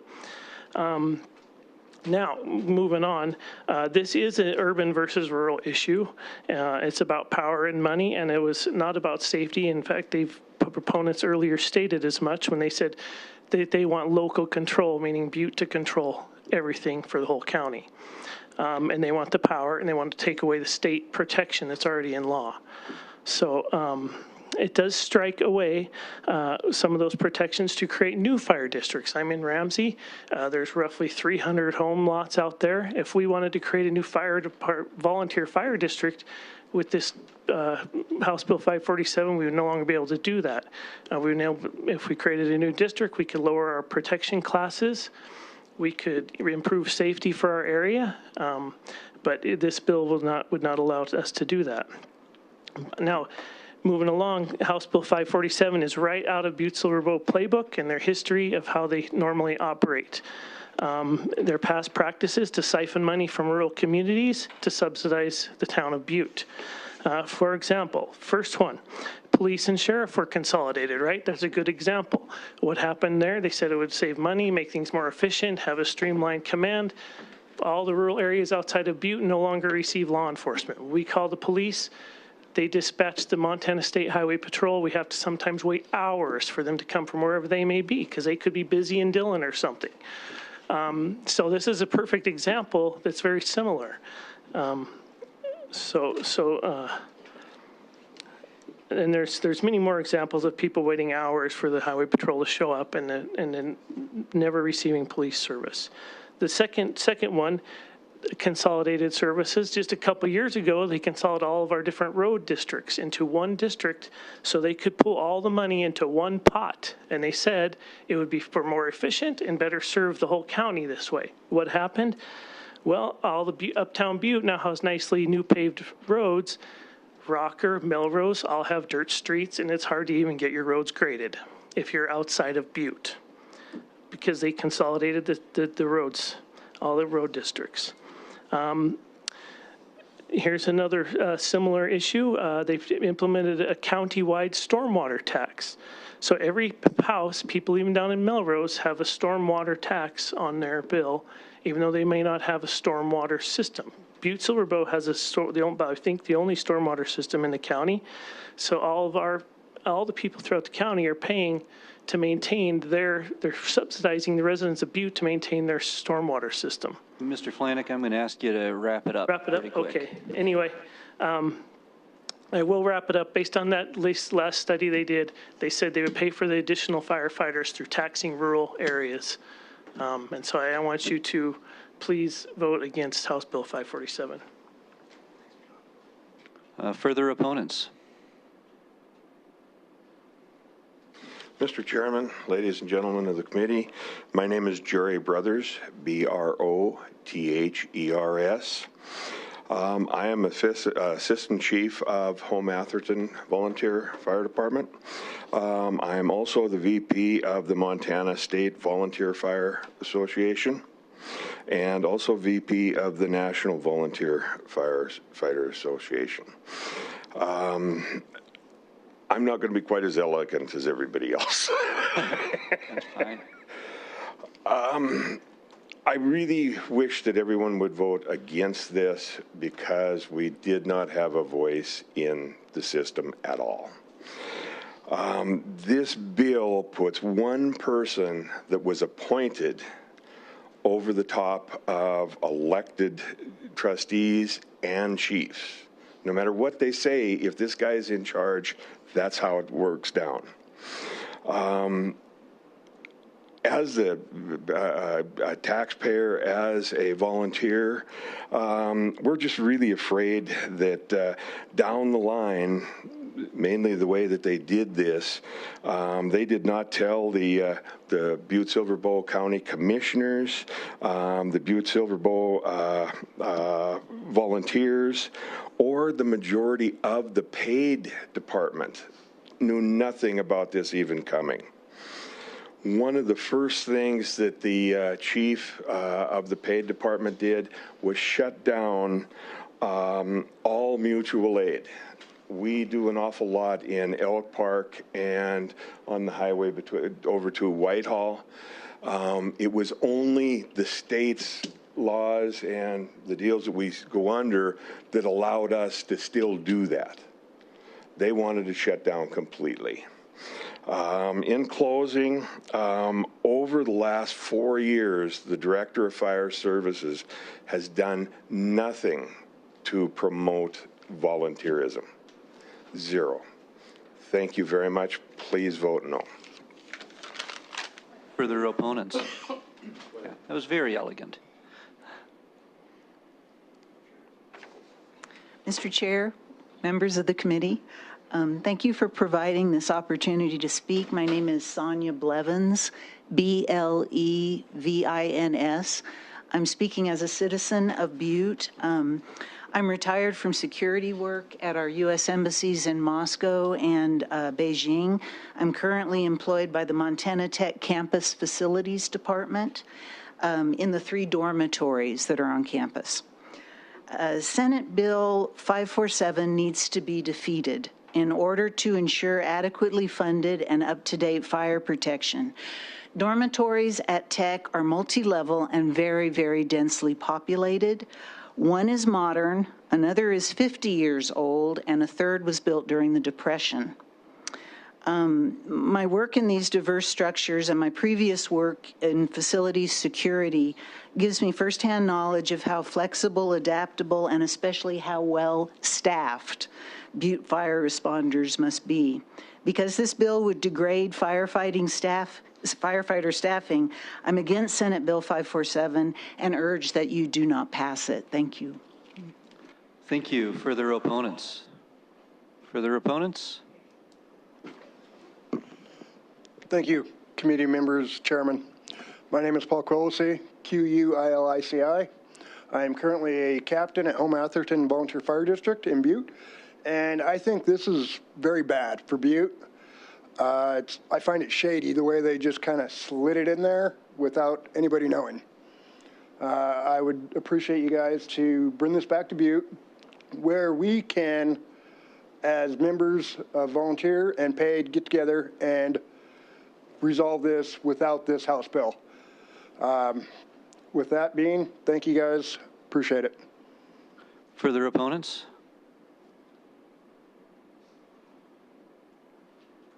Thank you. I'm Michael O'Connor, capital C-O-N-O-R. I'm a retired volunteer fireman. I am opposed to this bill. I think it needs a lot more communication between the paid and volunteer. Thank you. Thank you. Further opponents? Chairman, committees, my name is John Roberts, R-O-B-E-R-T-S. I've been with the Boulevard Fire Department for well over 40 years, and I'm also a director of fire training there in Silver Bow for the volunteers. I do oppose this Bill 547. Please vote no. Thank you. Thank you. Further opponents? Mr. Chair, members of the committee, my name is Randy Rober, last spelled R-O-E-B-E-R. I'm the newly elected fire chief of the Terra Verde Rural Fire Department in south end of Butte. We strongly oppose this bill because as everyone has stated, nobody has had a say in this bill. Everyone has learned about it in the last month. I was newly elected into this position, and within 2 weeks, here we are reviewing this House bill. I think that the word transparency needs to be used. The members that have drafted this bill were not transparent with the volunteer fire department, also with members of the community as far as the county commissioners, the chief executive, and as well the county attorney. Everything has been said of how communications need to be improved, training, safety, all of that above. But this is an administration thing. Administration needs to be improved. The volunteers need to work with the career, and the career fire department needs to work with the volunteers. This needs to be a give and take thing. This House bill is detrimental if passed to the volunteers because no one knows what a plan is. I do not know if this bill passes, what will happen to the members of my department. I don't know what will happen with my position. I don't know what will happen with the Board of Trustees. There is no clear communication of what will happen other than one person is in charge. I strongly urge you guys to vote against House Bill 547. Thank you. Further opponents?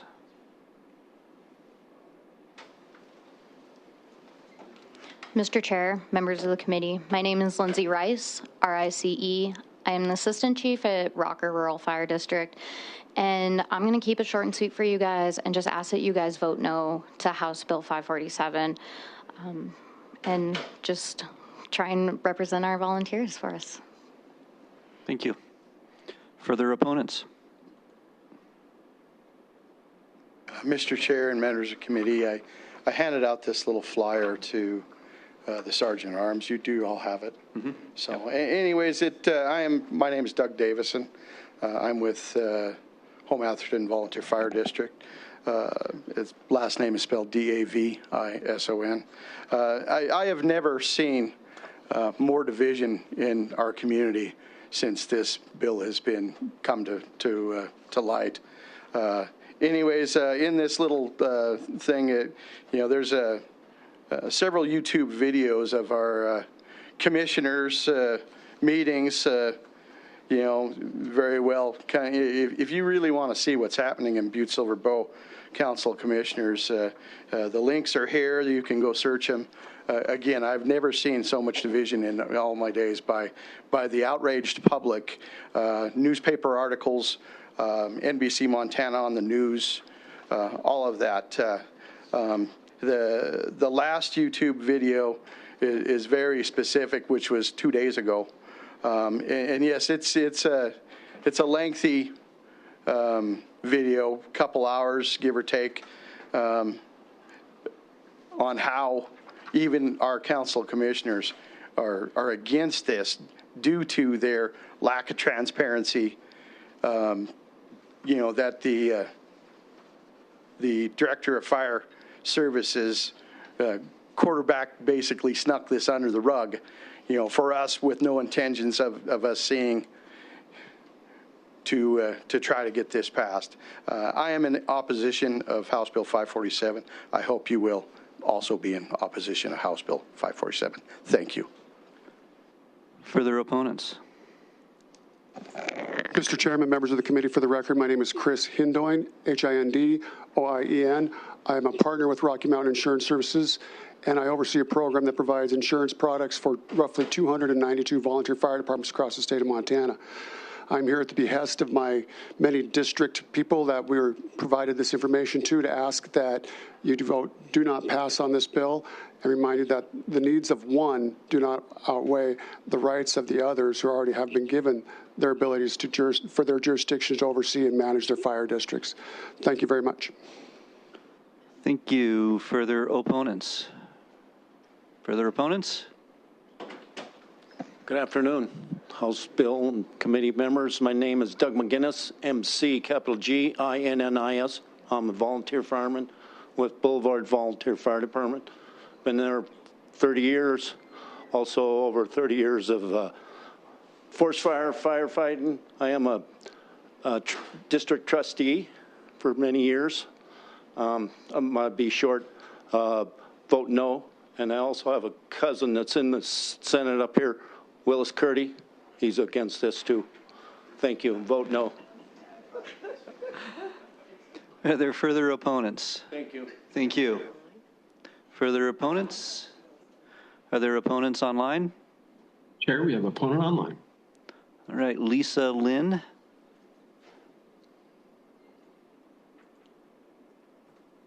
Honorable Chair, members of the committee, my name is Lisa Lynn, and my last name is spelled L-Y-N-N. I am here in opposition of House Bill 547. This bill leaves many unanswered questions about what happens to our established fire districts in the event of a city council consolidation, which, contrary to a prior speaker's statement today, is not only plausible, it's probable when you consider Montana's growing population and the increase in the demands for services that the city and the counties are desperately trying to stretch as far as possible. The ambiguities that this bill generates impacts every single aspect of a fire department's operation, such as budget authority, assets, equipment, stations, which, by the way, our volunteers probably had a hand in building real property and voted mills. These ambiguities and the loss of autonomy that this bill represents for our fire districts and the volunteers will only lead to more disagreements and resentments, making the problem worse, not better. The volunteer fire districts built their departments from the ground up, so to lose the autonomy to run them in a way that best serves the residents of those districts is profound and will frustrate them. No doubt you're going to lose volunteers. Common sense dictates that if you lose your volunteer firefighters, you're going to have to hire more paid firefighters.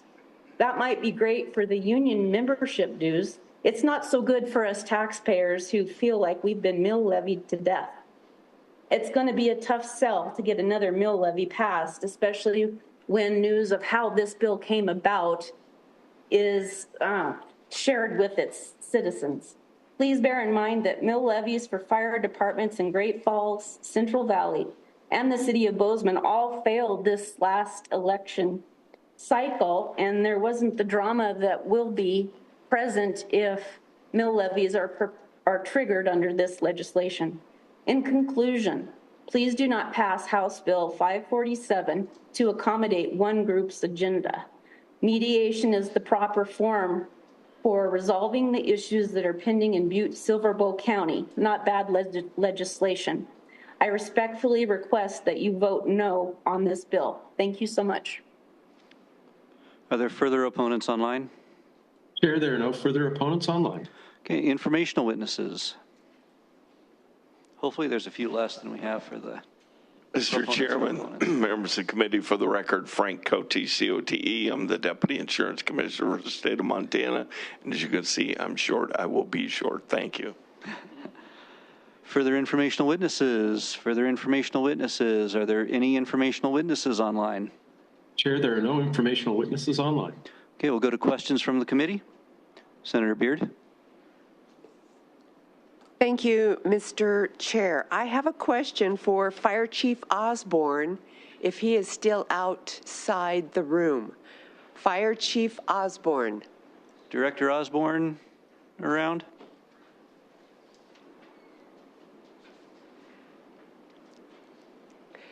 Thank you, Mr. Chair. Chief Osborne, I wanted to just ask you, we've had a lot of people talking about this report that took place, but it wasn't shared with the general public when it was finished, and then the legislation, the bill draft, was put together and introduced without the public knowing about it. Can you explain the timeline there, please? Yeah, Vice Chair. I apologize. The last time I was up here, I did not spell my last name, so that's Zach Osborne, O-S-B-O-R-N-E. Yeah, that's correct. So we had a comprehensive third-party study that came in and did a study on our fire department. A very in-depth fire department or very in-depth fire study that we had for the first time in the history of our fire department that had a study. So. It was met with some contention and got delayed for quite some time on the final draft because of the third party's wish to not come and give a final presentation because of how contentious some interviews were with some stakeholders when they came to our community and asked us about our fire department. It was pretty difficult to get those people, that company, to come back to our community and present that final draft. Because of that delay and the contention, that final draft got put on hold. It was supposed to be a 6-month project. It lasted more than 12 months, I believe, if I'm thinking correctly. So because of the contention of that project, the final draft was not presented until a week and a half ago at a council meeting. So it's been a kind of a difficult last few couple months of just getting everything lined out. So some drafts were sent, some rough drafts were sent to myself. I shared all the rough drafts with county officials and every volunteer chief. Every person that I was able to send it to had an opportunity to look through that rough draft and make sure all information was correct, so that when they did come and give the final draft, information was as correct as possible. Mr. Chair, follow up? Senator Beard. Thank you. So you said the final draft was distributed when? This last final draft was brought to Council of Commissioners and the city on March 19th. Thank you. One more follow-up? Senator Beard. Thank you. And then when was the first hearing for House Bill 547 in that timeline?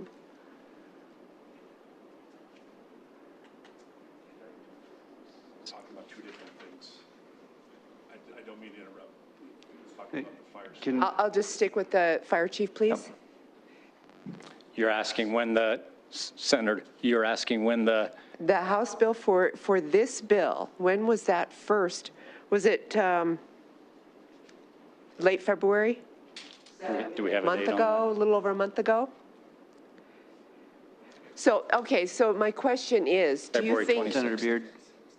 Mr. Chair, so my question is, do you think that there should have been more time taken to cultivate relationships and understandings of going forward with this proposal before we got to this point?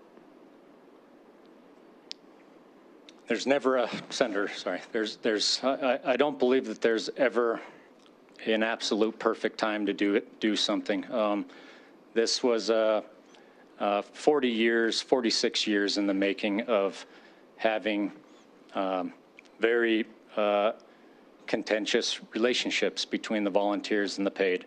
The fire study did not just study the relationship between the volunteer and the paid department. It studied our response.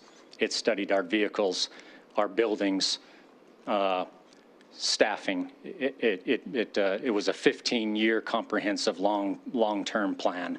So there was nothing in the study that was going to change the fact that people knew that this bill should be presented. The one final, Mr. Chair. Okay, Senator Beard, I'll give you a final question. Okay, so it was asserted that the study had nothing to do with the bill, but my contention is, and let me know if you agree, that study was the justification for going forward with this bill. Yes, 100%, Senator, sorry. Thank you. That's all I have, Mr. Chair. Senator Fern. Thank you. I can try to sponsor, but maybe Mr. Cote, and he's just walked out appropriately. But I'll try to sponsor, and you can redirect if you. All right, Representative Morris. Mr. Chair, thank you, Senator. Thank you. So, as I read the bill, let's pretend this bill passes. Maybe that's the question I'll ask you. Let's pretend this bill happens. What's going to happen? What will happen is this will give local control back to Butte-Silver Bow in its entirety. So the charter that they formed in 1977 will be activated. And the fire protection piece that I handed out, the 7 whatever the number was, I apologize, I can find it for you, will be their law of their land. And then if you want administrative thoughts, then I could refer to the CEO or to the director. All I'm trying to do is get that barrier to them having a cohesive government in the fire service. Be a redirect, just one follow-up to the CEO. Senator Fern. Mr. Gallagher? Yeah. Here he comes. Yes. The CEO, yes. Thank you, Mr. Chair. So my first part of my question was, let's move forward and say this thing passes. Could for a time being, or maybe in the interest of both entities, these districts remain, but the administrative chain of command is sort of changed around a bit? Chair Mandeville, Senator Fern, that's exactly what would happen. If we were to bring this back and this was to pass, this would come back, and there was talks about what the structure would be. It actually gives the legislative side of our county authority to legislate how those districts would be. Currently, the way it is, they still have their districts within there. What they don't have is their own taxing authority within that, because there's one within there, and that's where some of the issues have. And so that chain of command that has been there it's been divided. And to say that it hasn't been broken, I spoke to the previous chief yesterday morning. Not one time, and many of the volunteers spoke to him and spoke highly of him, but he said that there wasn't one time where he was able to pull those chiefs all together to have a collaborative effort. You heard from many people here, and you've heard the voices of the community, the paid and the volunteers. I think that the voices have been heard, and a couple of our council members as well. They're representative of themselves, but not of the full council, which I think was represented in here. That didn't really hasn't happened. But those districts would stay the same. The chiefs would stay the same. What would happen would be there would be a structure with the director of fire service who would be in charge. But I have ultimate say of how that would be. And what I have said, and I've said to our council, they would need to sit down with the director of fire services together and develop a budget. That currently doesn't happen. We don't get training records. We don't get their budgets. We don't get those things that, as our safety coordinator talked about, that we don't have those records that coordinate things together, and that's what's missing. Our volunteers have been fantastic. They do a great job, but what we don't have is that collaborative effort of working together, and that's what we're trying to remedy. And this, there's records going back for 50 years that, I know they said that things were working great. You can see records in 2008 when lawyers were involved in this as well. It hasn't been a really cohesive relationship over these years. Thank you very much. Senator Boldman. Thanks a lot, Mr. Chair. My question, I think, is for that first county commissioner we heard from. Healy, maybe, was Commissioner Healy? Yeah. Mm-hmm. Commissioner Healy? Oh, yeah, that's the one. Yeah. Yep. Thank you, Mr. Chair, Commissioner Healy. Well, thank you for being here. I guess I just wanted to, we've heard from darn near every, from my perspective, elected official in Anaconda, Butte, Silver Bow County. It seems like the vast majority, whether it was your CEO or the senators and House members, are supportive of this. And I guess before I wanted to say that, the reason I picked on you is because it's been bothering me the whole hearing that in my 15 years in the legislature, I haven't heard another elected official question the motives of another elected official and former elected official like you did in your testimony. And so I just wanted to say that that was unusual from my perspective. And I guess I just wanted to, motives and apparently sleeping quarters that you commented on. But that's why I wanted to go to you first. It's clear that you have a lot of passion and perhaps personal feelings about this bill. And so I was most persuaded not by anything to do with the professionalism and dedication of the volunteer firefighters. I thought they were awesome. What I'm persuaded by was actually I think his name is Mr. Ouellette. Yeah, James Ouellette, Safety and Health Coordinator. He provided us a letter that I was reading during the hearing here about the insurance policy. So elected official to elected official. I actually happen to be a lawyer as well. How do you explain, when all the other elected officials, your CEO, your House members, how do you explain this liability concerns for the county if you guys are insuring these, but you have no control over them? In fact, the letter goes on to say, you're responsible for the outcomes, but not the incomes. You're legally liable, but structurally powerless. I mean, I think that it's pretty clear that that's accurate. What would you say to your constituents about that? Senator Bowman? That you insure it, but you really have no control over, you have no oversight over the very things that you're insuring. I mean, would you like to just kind of explain that? Thank you, Senator Bowman. That is the issue. If we didn't know this was happening, we didn't know what we were going to have to address. So our information is limited due to the fact that we didn't know this was happening until February 26th. So I am limited to my answers because I haven't been able to go over all their information they've had because it was never presented to us. So I can't, I'd have to ask people like within that knowledge and get their input. You know, that would be part of my research, you know, to ask people who knew that information. But I was never given that opportunity. Can I just ask a quick follow-up? Senator Boldman. Thank you. Thanks, Mr. Chair, Commissioner Healy. Well, I guess, what's your proposal then? What have you done as county commissioner then to try to find a solution here? So first of all, if we bring it back to our community, then we can start working on it together as a community. So that is why I asked for a no vote, because I think that that has to be discussed within our community. I am a new commissioner.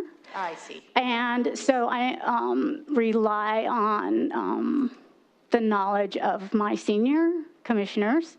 But I spoke out about this is because of the lack of transparency, the disrespect shown to our volunteers who are passionate about their work, and that is why I'm here. Can I ask one final Mr. Chair? Senator Boldman, you want a final as well? It's my final, Commissioner. I got to drive home tonight. Well, thank you. I do appreciate your honesty and candidness that you're a new commissioner. I guess my final follow-up is then, but it seems to me that this is not a new issue. We heard that it's actually a 47-year-old issue. Was it not persuasive to you that as a new county commissioner, that the long-time and more experienced boots on the ground elected officials, whether it was your CEO, Gallagher, your former representatives, you seem to comment on your former representative being in the same sleeping roommates with the current, every single elected official that your constituents have also elected, as, you know, we share that in common. I'm also a state senator, and that are also former firemen. You're not persuaded by their passion for that this is a solution for the last 47 years. And you heard 30 years as a fireman, 33 years as a fireman. But if it was such a big issue, then why did it become one now, even in the last 4 years? Did you finish asking your quick question, Senator? Yeah. Okay. Commissioner Healy, and please go through the chair. Oh, sorry, Senator Boldman, thank you. Now, I lost my train of thought. Again, this should have been a collaborative effort between the volunteers and the paid firemen and the commissioners. It wasn't a collaborative situation. And that is why I'm speaking out, because it wasn't fair that this was all done and they were able to roll ball and get all these people on their side without any representation from the other side. Senator Pope. Thank you, Mr. Chair. For Battalion Chief Chad Silk. Chief Silk.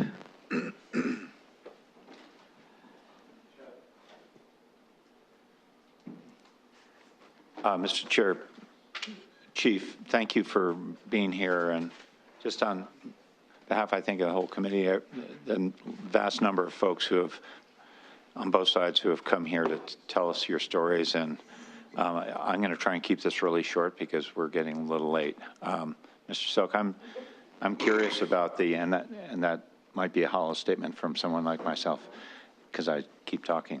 But Chief Silk, I'm interested in your conversation, which is very helpful, about training, and that this really comes down to ground. Over the past number of years, 30 years, say, or whatever, about training and state of readiness, coordination, communications, and then cooperation. Could you give us a sense of what the attempts there have been made in the past to do joint training between paid and volunteer and create a cohesive force? Yes, Mr. Chair, Senator, thank you for that question. You know, I can only speak up to when I was hired under former Director of Fire Services, Jeff Miller, who was there for 17 years, also a volunteer. He came forth with a consolidation plan early in his tenure to consolidate some volunteer departments that were close together that would make government operationally and financially, fire department operationally and financially run smoother. He was met with a lot of resistance on that. Through that consolidation plan, there was a plan to get new fire trucks, to get new buildings, and to have volunteers to be able to be in an area that would help strengthen the training, because a volunteer chief would be able to train more volunteers in one area instead of being divided. He was met with such resistance over 17 years, he was not able to make that happen. Then we go to former Chief Doherty, who spent a very short time in that area. You guys, I believe, got a letter from Chief Doherty, who said that this was the hardest position professionally he's ever been in.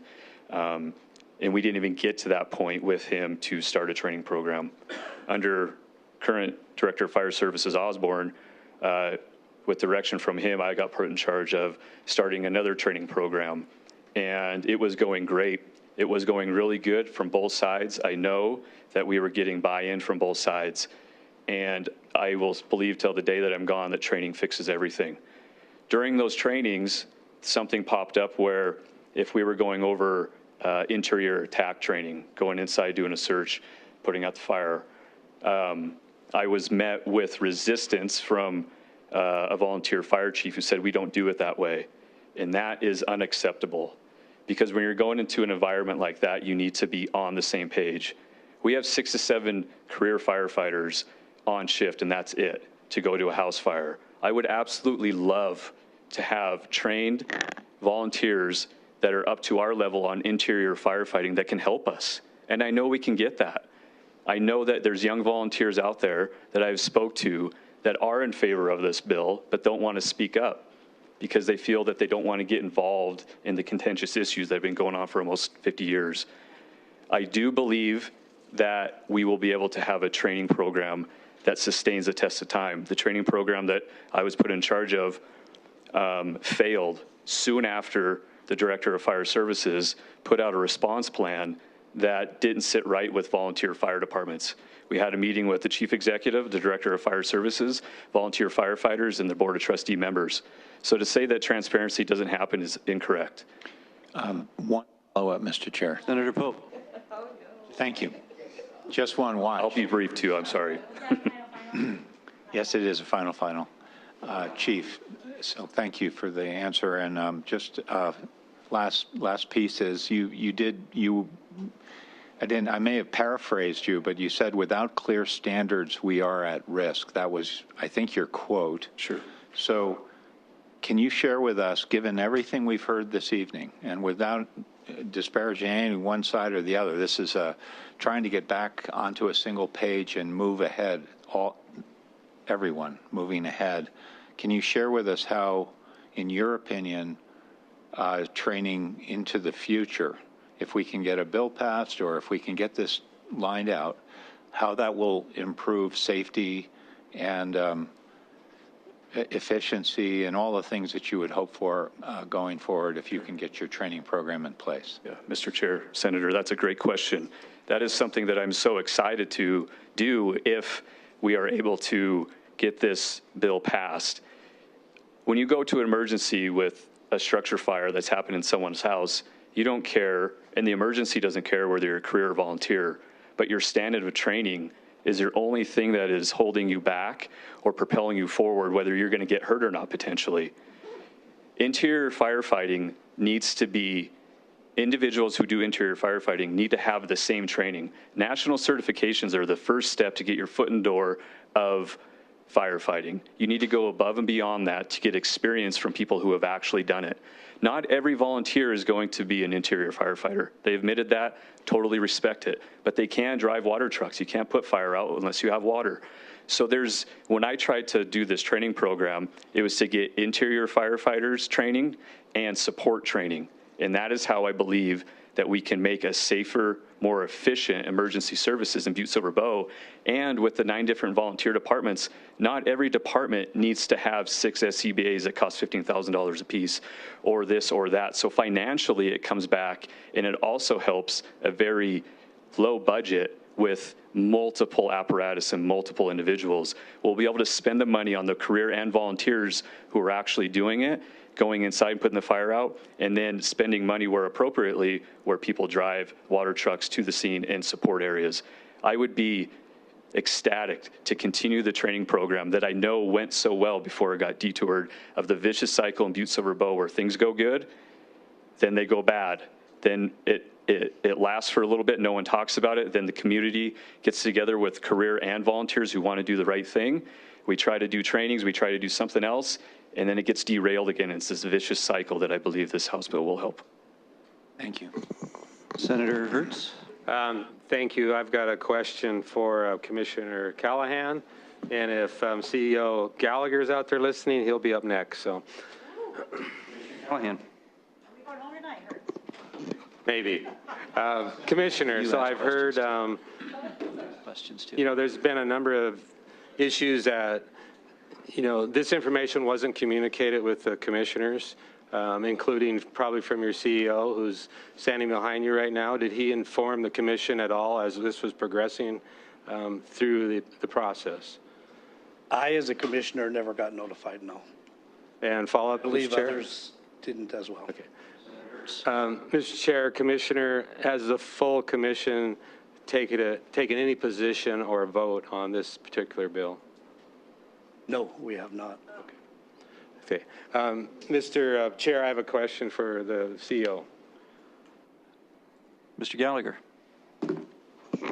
Mr. Chair, CEO Gallagher, I'm also a CEO. I manage about 225 employees. Seems to me you have a relationship problem here amongst many of your management employees. And I know, just with my experience of managing employees, that can be difficult.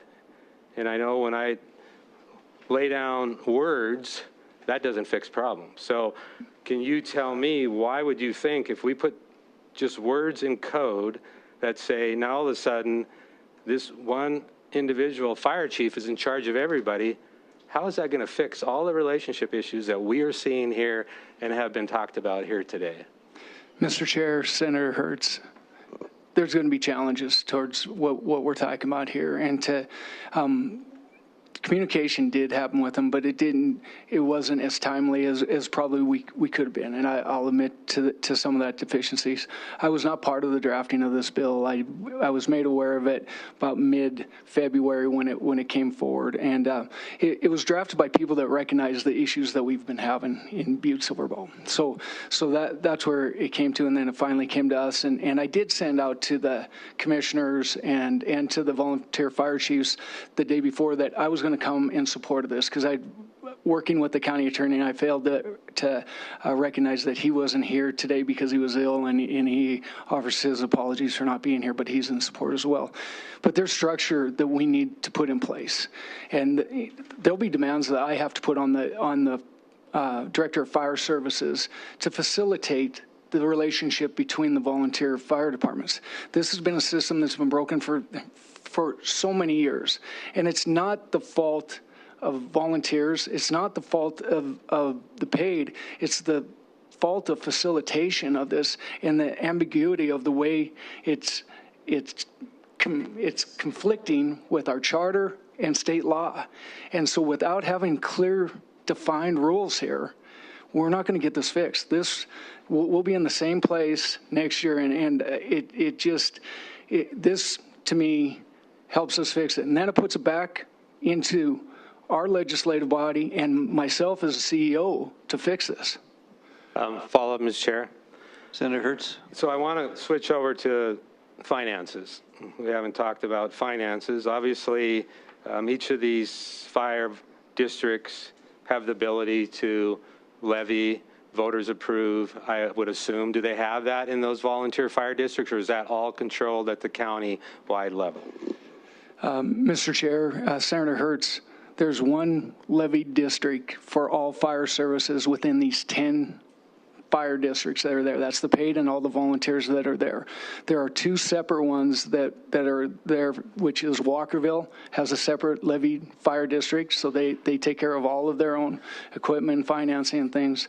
And same thing with Melrose Volunteer Fire Department. So they are separate and they're governed under their own. Through ours, there's only one taxing levy that is there for all these departments. Follow up, Mr. Chair, and then Senator Hertz. How are you going to final? No, I'm not saying it was final yet. I just said follow up. How are you going to bring, if this were to happen, are you going to be able to bring in those two districts? Are those finances then going to come to you, or are they still going to stay there at that district level? Mr. Chair, Senator Hertz, nothing will change with Walkerville and Melrose Fire Department. Nothing changes. They're governed much like it is in Anaconda Deer Lodge. They're a separate taxing entity. Within this, our fire district that governs all of these 10 departments, that would be where the Director of Fire Services would have to sit down with each one of the chiefs. The chiefs would remain as chiefs and run their own fire departments, run their own personnel, but he'd have to sit down and have budget meetings like I do with all my directors, where we develop a budget, we run off of that budget, and then they would have to adhere to that budget, and then the Director of Fire Services would be accountable to me to maintain that budget as well. Currently, that just doesn't occur. What happens is the volunteer fire chiefs, and I'd be frustrated if I was a volunteer fire chief, they put in requests and they may or may not get funded, and it's kind of at the discretion of the fire chief of how that happens, but they don't have to define what their budgets are to us. And so there really is a convoluted funding mechanism there that we could make much better if we brought this back in. Oh, and one final follow-up, Mr. Chair, I promise. Mr. Chair, Mr. Gallagher, so the other consolidated city county right next to you, Anaconda Deer Lodge, seems like things are working pretty well over there with their fire departments, and they're still separated. Is that correct? Mr. Chair, Senator Hertz, that's correct. They as I think was shared with this committee today, was they kind of saw the issues that we were facing in Butte Silver Bow, and they were a year later in their consolidation, and so they kept their fire districts completely separate. And so that has helped in their issue of their consolidated government. Thank you for the questions and answers. Thank you. Further questions from the committee? I have a question for the sponsor.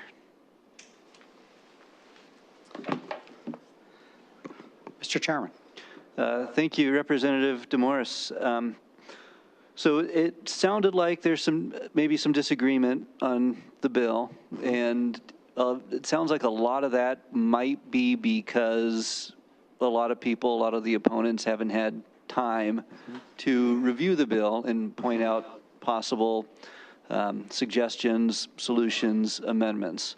So my question to you is, we've got about a week and a half before amendments are due on general bills.